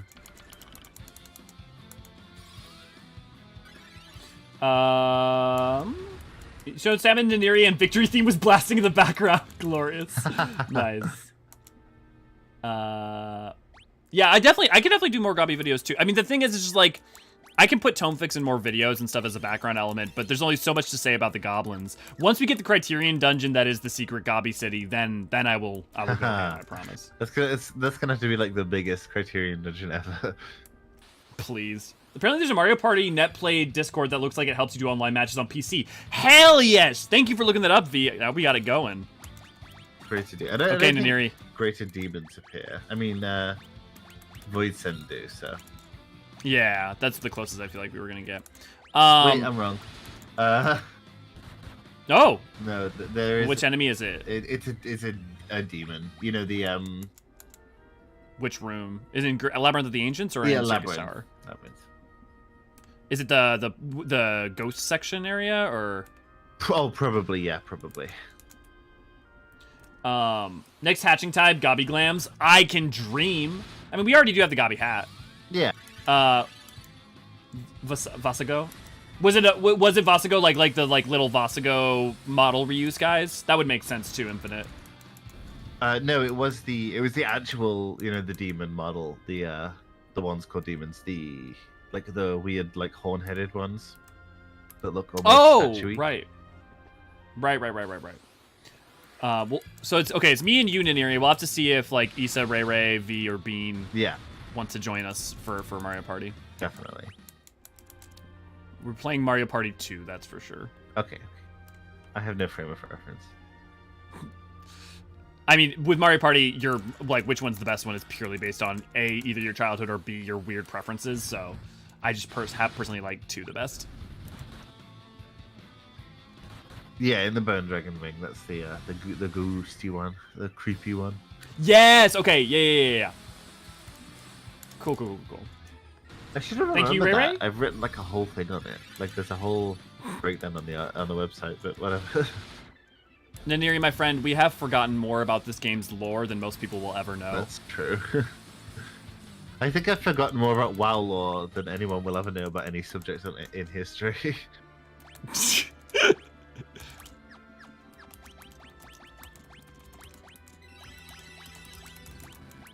Other than for Devout, is it just better white mage and that it has better stats, or does it have any capacity or any skills? I think they can learn some higher white mage spells, higher level ones. Okay. Let me just check.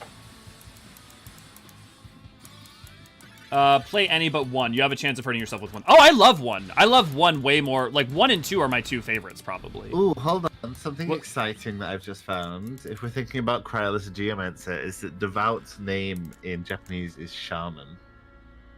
Oh,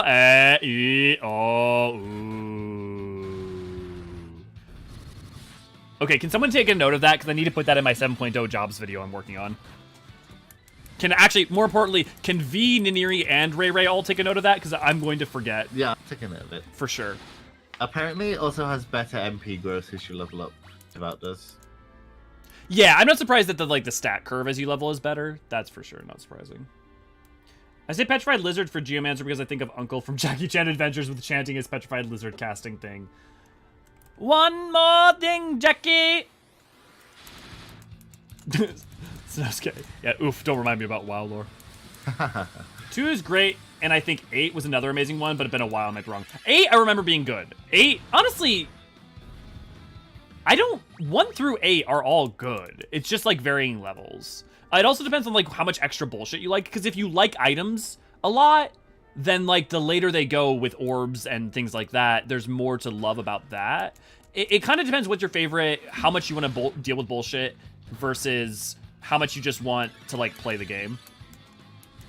What was the note? That Devout's original name in Japanese was Shaman, which goes towards our geomancy idea for Kryl. FF does love its towers and making players climb them, yeah. Okay, thanks, screen caps. I often use clear backgrounds for my drawing if that's why your printer is acting odd. No, my printer's broken. My printer is having issues right now anyways. I'm definitely gonna try to fix it again after stream. See if I can get it. A printer being Well, it's a really nice and expensive printer. The problem is it just doesn't want to feed things right now, and also my computer's on top of it, so it's a pain to work on it. So I've tried fixing it once, and then I haven't had a chance to work on it again. Hey, Thanatos! That's also in Crystal Tower. Yeah, it's the the Dullahan, isn't it? yeah. It's It's the one where it makes only the invisible people can attack it. It's like purple. Oh wait, also these women on the horseback have purple clothing. Wow. Oh no, I see. It's just shaman. It's just its ultimate name is shaman. It's not like Shinto shaman or anything like that. It's just called shaman. Miko. Well, and also like Shinto's like doesn't use shaman as a term. We just like apply it to like being shamanistic practices because it's like yeah. It's an umbrella. But term. like yeah. But yeah, making Geomancer like a combination of like Japanese like shaman and Native American shaman honestly is kind of already what its identity is in 14. So that also works really well. Yeah. And, oh, King Behemoth. Ooh. Yeah, and that obviously shows up. And you can also tie in stuff like Chinese shamanism, Korean shamanism if you wanted to.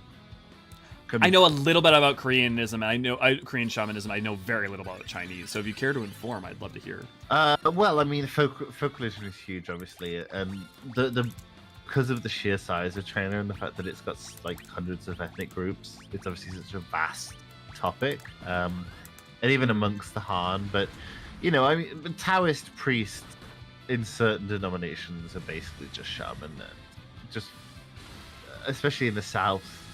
And in like Inner Mongolia and stuff like that, you find plenty of it. Interesting. Okay, have a good day, lady. My old job was in a print shop. Printers can be a pain. Yeah, I have like a Canon E1000. I think I have like a really nice like damn near museum quality printer that I got for real cheap. I had to drive like 4 hours to get it, but it's like $1,000 printer, and I got it for like $100. Think Krell. So AC says, think Krell can be like a shaman queen, like Himiko, who is one of the rulers of the Yamato people in ancient history. I think she would actually fit in the history of the Far East, but she has no claim to any rule in the Far East.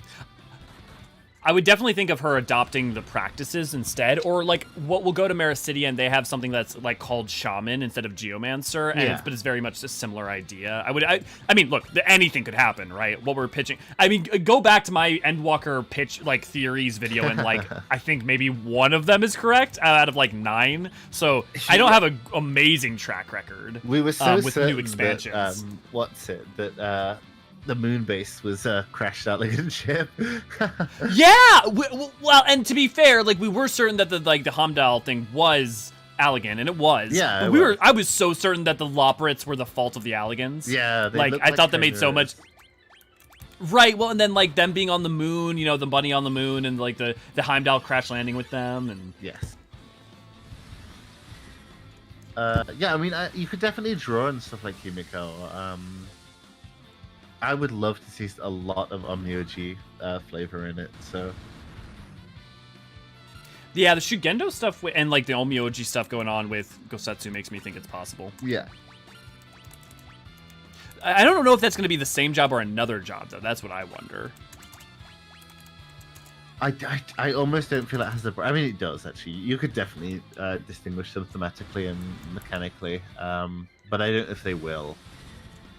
Yeah, I just with the Shugendo stuff being so almost healer oriented, it makes me wonder if that could be a future healer class instead. Could be. Yeah, I mean, it definitely could be. There's so many ways to go with these different aspects of these classes. Right. I mean, an adapted fictional version of Himiko as a legend for the basis of Shaman, but I digress to fan speculation thing is. Yeah, I guess I don't follow, like, what aspect of that? Do you mean just, like, her specific shamanistic practices? Like, what would you be adapting? I don't think we know enough about Himiko's specific practices to confidently state anything like that. But, I mean, as a, maybe a class intertwined with nobility or with, power, like political power, maybe. I guess that could be an angle. Yeah, I mean, you could see something like that with Volnane or some part of Dalmasca. Oh, we're getting a cast in. There's absolutely zero chance. I will eat. What will I eat? I don't know, something. I will physically. I don't know. I don't know. I'll wear the maid outfit again if we don't get a caster this expansion.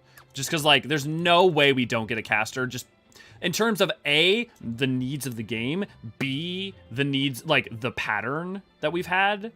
Like, the only possible way that happens is if we only get one job and we get something else. And that something else would be scouting or maybe a ranged DPS, but there's no, we're getting a caster. We're definitely getting a caster. Oh, the music's so good. Elia will finally open only archons. Yeah, you got me there. Oh, I meant to say the other day. So no, the other day, like 2 hours ago, someone mentioned salt licks for the Ishgardians, and I want to say, as someone who grew up on a farm with horses, I've licked many salt licks, and they are delicious. Oh, Naniri out here loving their salty things. See, the weird thing is, most of them are like, they don't taste salty. Most of them taste like fruit, or like candy. What? Yeah, because they're all flavored. Oh, they're flavored. I thought this was going to be something gross, like because the animals are eating fruit and they lick them. No, I wouldn't lick one that an animal had licked. Okay. I didn't realize they were flavored. That's interesting. Yeah, the ones we had were always flavored, yeah. For anyone who... Oh, if only Demins was here. For anyone here who has worked on a farm or dealt with salt licks in America, are they flavored here too? Actually, you know what? I bet I have a raise. Azers are also found in Circus Tower. They're the ogres.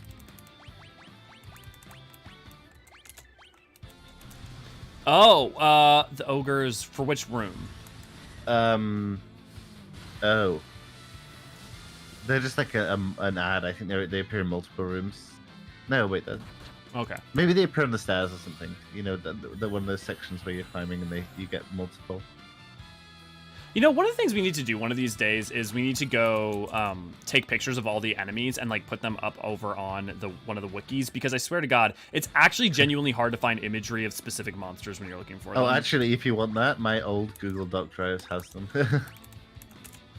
Nice. Well, part of it is I want to put them on the wiki so everyone has access to them. You know? Actually, I think for the raids they don't, because you can't solo them. And I could never be bothered to get a group.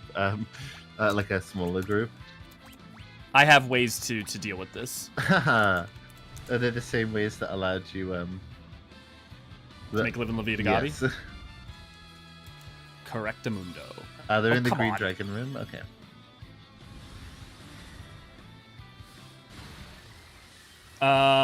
It's honestly hard to imagine why they wouldn't add a caster. It's legit been like 5 years since a new DPS caster has been added. And also, if they had 4 casters, they could do something more like the true healer versus barrier healer. Like, there's so many good reasons for them to do it. Yeah. It's like, why wouldn't they?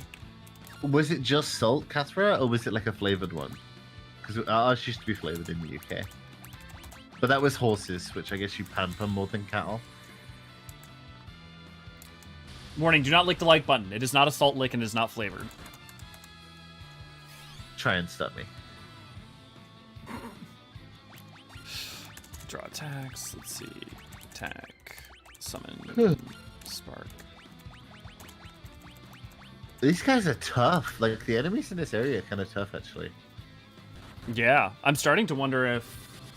Well, especially with the amount of time we have, maybe we should call next episode We could do. the final episode. Yeah, and then we got to play 4. I'm so excited to get to, like, 7. And 6 as well, and 5. All of them, I guess, really. I'm curious if you'll be on the same bandwagon I am with, like, the limitations of 7 technically. I think always I find will paper be. talisman. Yeah, I always find paper talismans as a fascinating fantasy weapon, so versatile and so unique. I do love paper folding as an art. Yeah. We need another caster or Fizz range. They're relatively lacking. Yeah. Fizz range, we definitely need a 4th as well. Like, if it was up to me, the 2 new jobs would be a caster and a Fizz range. Oh, AC, yeah. which yeah. I play neither of. We can make Himiko a significant previous whatever the shaman class is. Yeah, that would make perfect sense. Yeah, she could be a figure in the background as like you said, a chateau of shamanism. Oh, I ran out of Curas. Salmon Louis I don't licking have- a soul deck.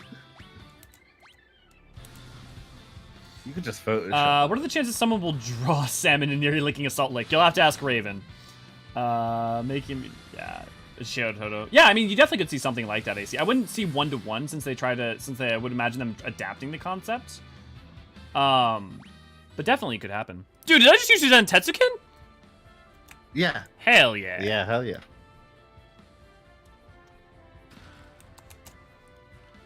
What the hell do Shining Curtains do? I think it like gives reflect and Oh, okay.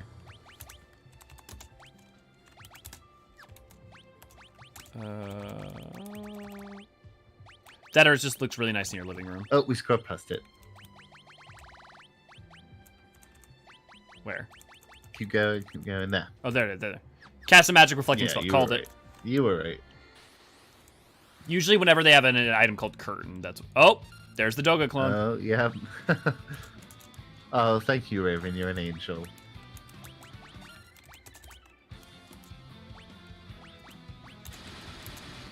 Yes, thank you, Ray Ray. Join our YouTube channel for the low price of not much a month. You get custom emojis, special badges, and the warm fuzzy feeling supporting your favorite archivist, like me, Naniri, and everyone else here. V, Bean, Ray Ray, Issa. Or my name, I've been summoned and we'll get started on the drawing. Okay, hey, I will never say no to people doing art of stuff from the channel because, again, it makes me very happy. Hell yeah. Pay attention to people behind the shining curtain. What about the people behind the shining finger? Okay.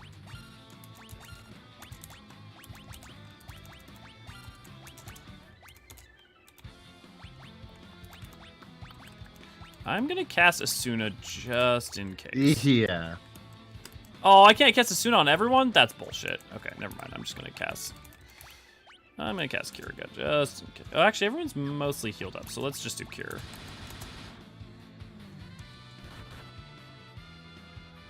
Oh, that's not so bad. So Gomori is one of the Nagas in Crystal Tower. Circus Tower. Oh, is it? Yeah. You know, like the Naga, like the weird one where it's like an Araman. Yeah. Oh man, Gamerscape still labels them as Scalekin, which is not actually what they are. Even E has them labeled differently. Dude, Ray, you've got the editing privileges over on Gamerscape, right? No, I think Ray actually does. Oh, nice. Because I know that Ray offered to help them, I think, a while ago. Oh, you're an angel. Oh yeah, Shikigami would make sense to be in any Omni. In fact, it would be very strange if they weren't a part of an Omniuchi class. Yeah, the question is, would people be happy with it in terms of it not really being pets, but like kind of?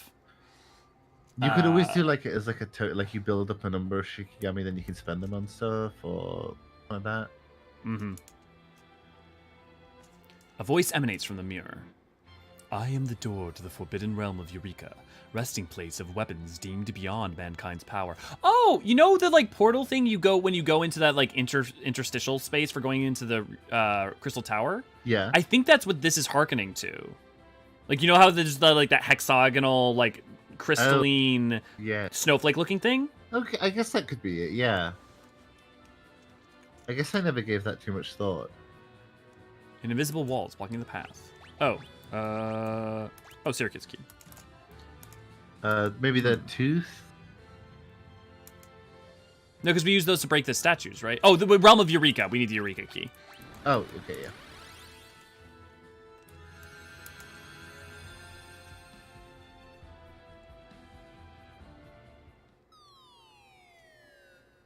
Pew! Undertale. We're going down in an earlier round.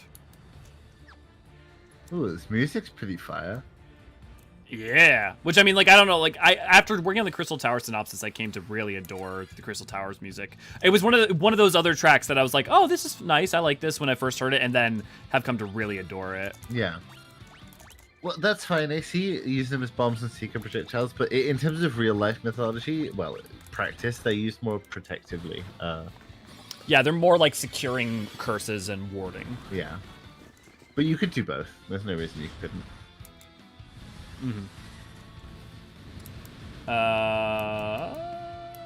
It was just salt. Yeah. So this was the purpose of becoming popular, to have power to gather people in a raid and tell them not to attack the enemies to allow screenshotting. You got me, Infinite. Yep. Actually, yes.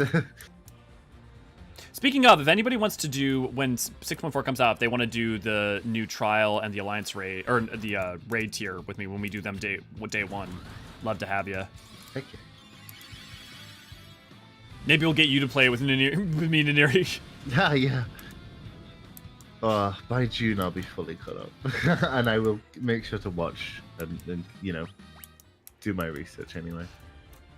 I also stream patch as soon as like servers are live, so you'd be up. It would be like during your prime time to be able to join. That's true. You're right. Oh man, someone's remaking Pokemon Colosseum in 2D and it looks beautiful. That sounds awesome, but also I liked that it was in 3D. I did too, but I do miss the 2D games a bit. Like, I like the 3D games, but sometimes I want a bit of like linearity in my Pokemon games, if that makes any sense.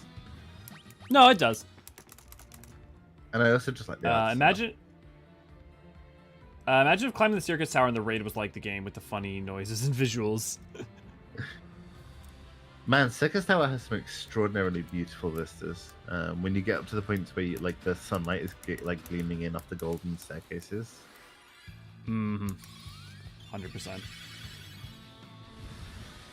Speaking of, I'm deeply thinking in twinning, in the green nothingness Ironworks lab is located, but in the source, you go through it and reach Eureka Orthos. How have you managed to miss it? I'm deeply thinking. So let's start limit. I know what you're talking about. How you go through the same thing in Eureka Orthos. In the twinning, in that green nothingness Ironworks lab is located, but in the source, you go through it to reach Eureka Orthos. How ever managed?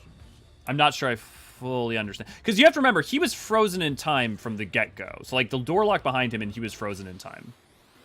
So, like, when in the 8th Number Calamity timeline, they found it. And that's where they built the route at the bottom of the towers, where they built their route of their the Tycoon and all of that. Yeah, oh, do you mean and then Eureka Orthos... While he was Eureka Orthos lies beneath that section. Yeah. Or do you mean when he was ruling the Crystarium and he could have gone into the twinning, but like that was extraordinarily dangerous, so. Right. Well, and there was also no reason to, right? Because Yeah. that area was dangerous and he secured off. There was no reason to go down there and deal with the Tycoon or anything like that. Well, he could listen to some really baller music.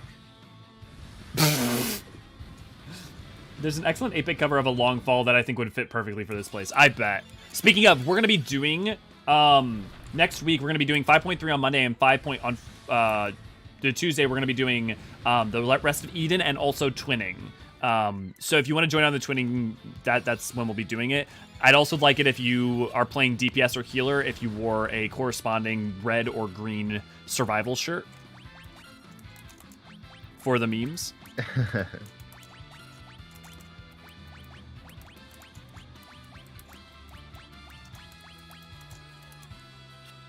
I feel like I'm gonna have to go see the Mario movie. I'm planning on doing it too. Okay, Sonoski, have a good day. Hope to see you around. Never done the twinning before? Oh, it's not hard, Raven. It's just a dungeon. Just don't kite the behemoth into the glass containers, please. That always really annoys me when people do that. Yes.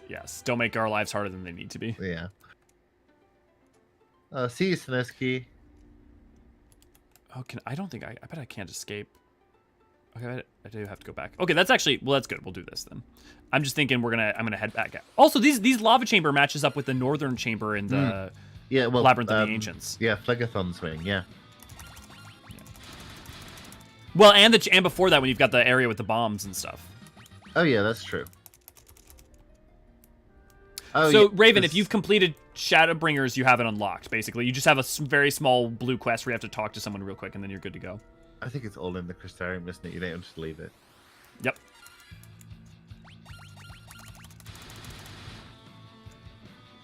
Been meaning to ask if you heard the Eorzean Symphony release of Endcaller. I think that while great we have lyrics, I don't think it's enough for lyrical lore, which is unfortunate. Yeah, there's some songs that just don't have a full, you know, like songs worth of lyrical lore to do.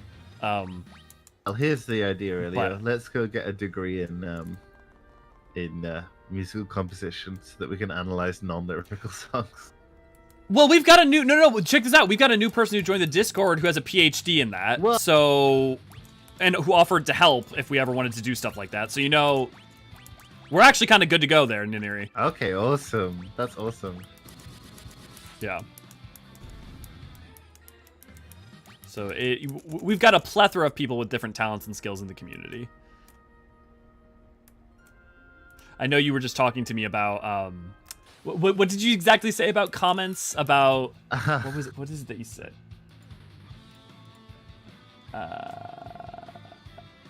What was the line you exactly had? It was when content creators used to say stuff like your comments are so helpful. I used to be like, pfft. But no, I do really get a real morale kick from them now. Yes. And I was just like, yep.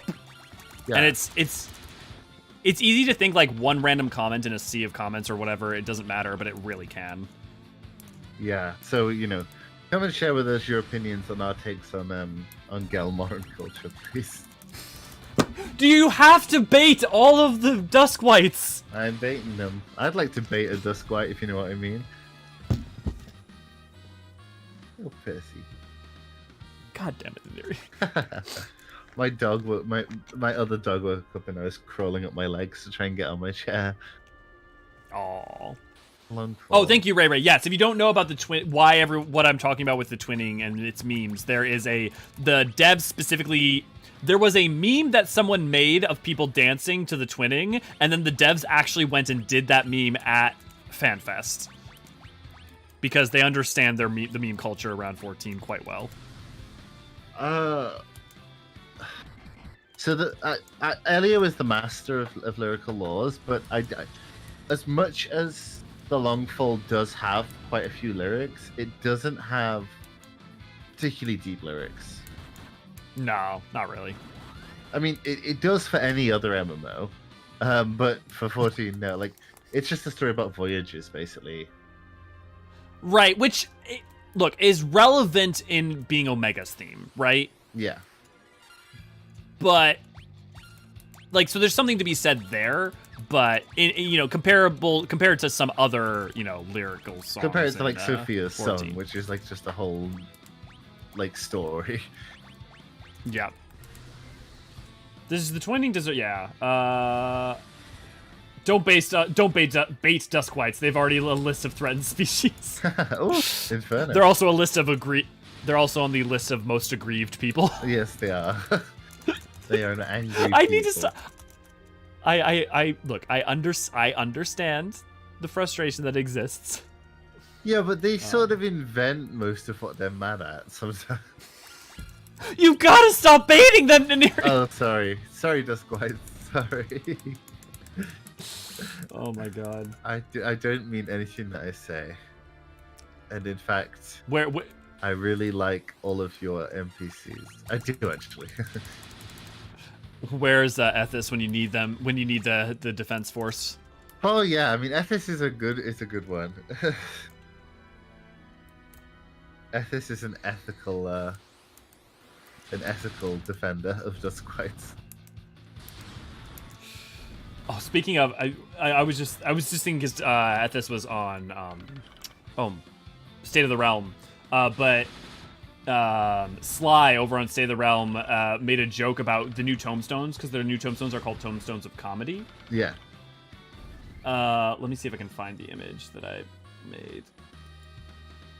So of course I immediately went like, okay, well how can we not meme this? So I went ahead and I made. Give me a second. I gotta scroll up.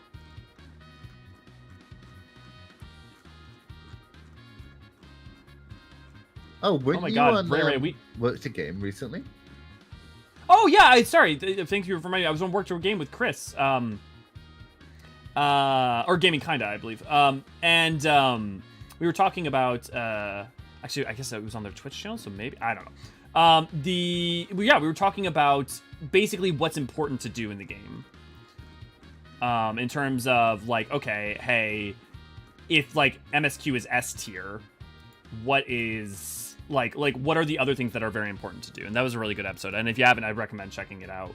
I think Ray will probably have a link in a second to it. They're really good guys as well, Witch Gamer. Oh yeah. Well, it was very lovely of them to like have us on in the first place when we were very small to begin with. Yeah, definitely. But so Tombstone of Comedy, Keck W face. Glorious.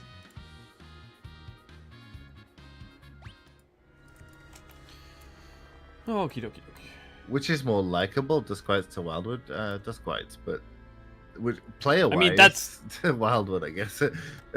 Which is more likable? I feel like it's completely like which Duskwhite, which like you shouldn't say about a race which is more likable, right? But, like mean, look at each lore individual. Is more interesting. Yeah, Duskwhite War is more interesting for sure. Assuming we're not counting Ishgardian Elders, which I kind of count as like a subspecies of the Wildwood, so. I mean, even EE1 talks about them in that way. Yeah. Like the same way kind of like they'll talk about like Othardi and Rogadin, even though they're like still Hellsguard, are still like a different group. Yeah. I mean, because like the difference between clans is also kind of arbitrary anyways, so. Yes, it is. It is largely arbitrary. I mean, yeah. Which is more desirable? Do you mean desirable to play? Because again, I feel like that's player to player. Which is more fuckable? Duskwights. Yeah, yes. Just ask Naniri's. I don't find any of the honestly, it others feels- all that sexy. Sorry, Tease. Yeah. It only feels wrong that there's so little both as NPC and players. Also funny how little 100 times more would. I mean, but from a lore standpoint, it actually makes a lot of sense. Like the Duskwights were all either became a part of, they either went with Gridania or else were in the Shroud. The people that became Duskwights, or the like relatively few number of people stayed in Gelmora and became the Duskwights. And so those that even engage with Gridania are relatively few in number. So like, it makes sense. Like I get wanting more, I do. I want more, but like, it's not weird. Yeah. I would not at all hate to see it. We've already got Palisade there, but honestly, Palisade isn't even about Gelmora, so it's kind of a shame. Yeah, give us a criterion about Gelmora Yeah. proper. Like, let us go into it in the North Shroud. Yeah, exactly. That's what I'd like to see. But we just also haven't been very Gridania focused in general, which is part of it. Which is like, you're not going to see them much elsewhere. Yeah, the dungeons do Or as actually much, do a anyway. pretty good job. Like, Tutarak and Tutarak and Temtara do a pretty good job of fleshing it out. Yeah. Oh, let's head over to the Bahamut Cave in the meantime. Yeah, let's head over to the cave and then should we call it? I think so. Do people want to see Deadpool before we head off for the day? Oh, undoubtedly. Indubitably. I will let the chat decide. Indubitably, I Indubitably. say. I just always think of Eddsworld whenever I think of it indubitably. Yeah, I think It was, that's a fairly iconic use of it, to be fair. Raven wants the good boy. Good, Raven. You do us proud.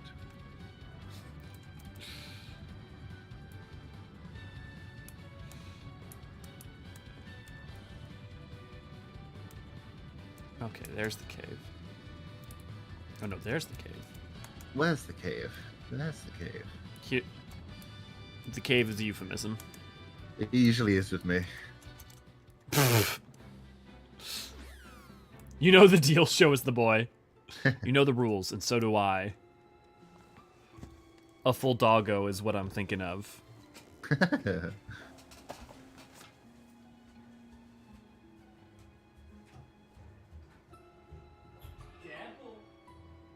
He's gone. He's on the hunt.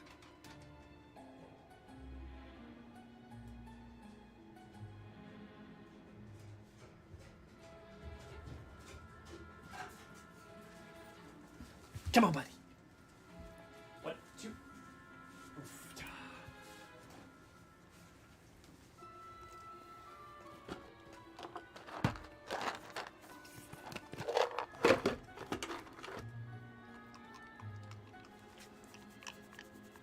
Baby, Here's the good boy. baby boy. The big fluffy boy. Would you like another one?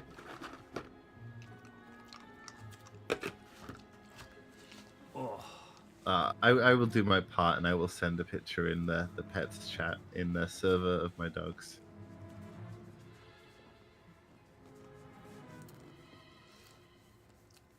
Fur babies, there it is. Would you like down now? Yeah.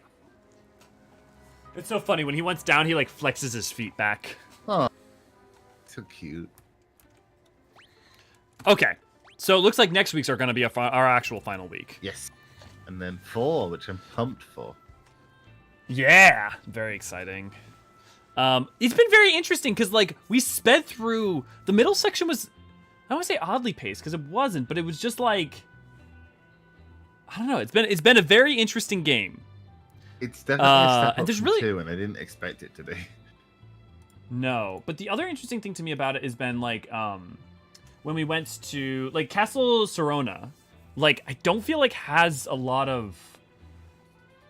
It doesn't feel like that part was as like, I don't say memorable from a playing standpoint, but like clearly it didn't. It's like we haven't had anything quite like that in 14. Deadpool. True. Is it like hugging a fluffy cloud? Honestly, Raven, it is. It really is like hugging. Like he's a very fluffy, furry boy. Oh, hi! You wagging your tail? Hi. Oh yeah, you want a pet? I know you want a pet. I do think it loses a bit of its steam as it goes on. 3 does. Yeah. It starts off extremely strong and ends fairly strong, but not as strong as it again. I also would defend that part of the reason it slowed down here at the back end is also partly just that it got harder, which is a curve that you kind of want to have anyways. Yeah. And if like, it makes you want to grind and explore the world, and also at this point has given you the tools to do so. So it's like, I think all in all, an understandable slowdown, at least in the back third. I think so. Yeah. Different era where you didn't necessarily want as concise of an experience.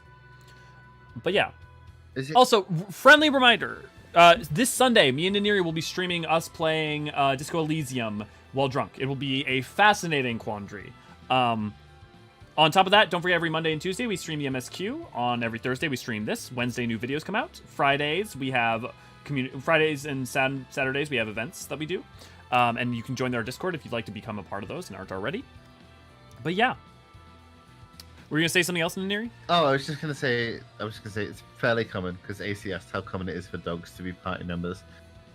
Fairly common. I mean, Persona. Is there a Final Fantasy dog? Yeah, of course there is. I mean, there's Torgal, there's Red 9 or Red 13. Yes, Red 13. Yes. Let's see what else. I know I'm missing something else. I feel like I'm missing something else. I can picture. Does Kamari count? I mean, you know, the way that he defends Yuna. Yeah, fair point. But yeah. Also, friendly reminder, if you'd like to support us, you can support us with Super Chat, or by becoming an Archon, or by joining our Patreon, where you get fun rewards like your name and the banner above my head, and also rewards over on the Discord. It goes a long way towards making this whole thing sustainable, and really makes it so that there's less things I have to stress about, which I appreciate. You appreciate. Look, I've already been up for a period of time, and I've got much work yet to do. But also, I'm going to stop and I'm going to get that pork sandwich, or I'm going to get a KFC, because I'm so hungry. now I'm hungry. I'm going to go get some. I know, and it's like 4 a.m. for you. I'll make it work. Niniri, my friend, any final things you want to say before we head out? Thank you all for coming. Yes, thank you very much. And I will also say a big, big thanks to Ray and V for helping out for the moderation stuff today, and for all the work that they do in general. 100%. Don't forget to like, share, and subscribe, says Ray. Although I assume if you're talking at this point, you probably already have. If you want to see our most recent videos, we put out Live and La Vida Gabi, but me and Niniri also put out a lore talk on the Beast Tribes and all that, which I recommend you check out. Yes. Okay.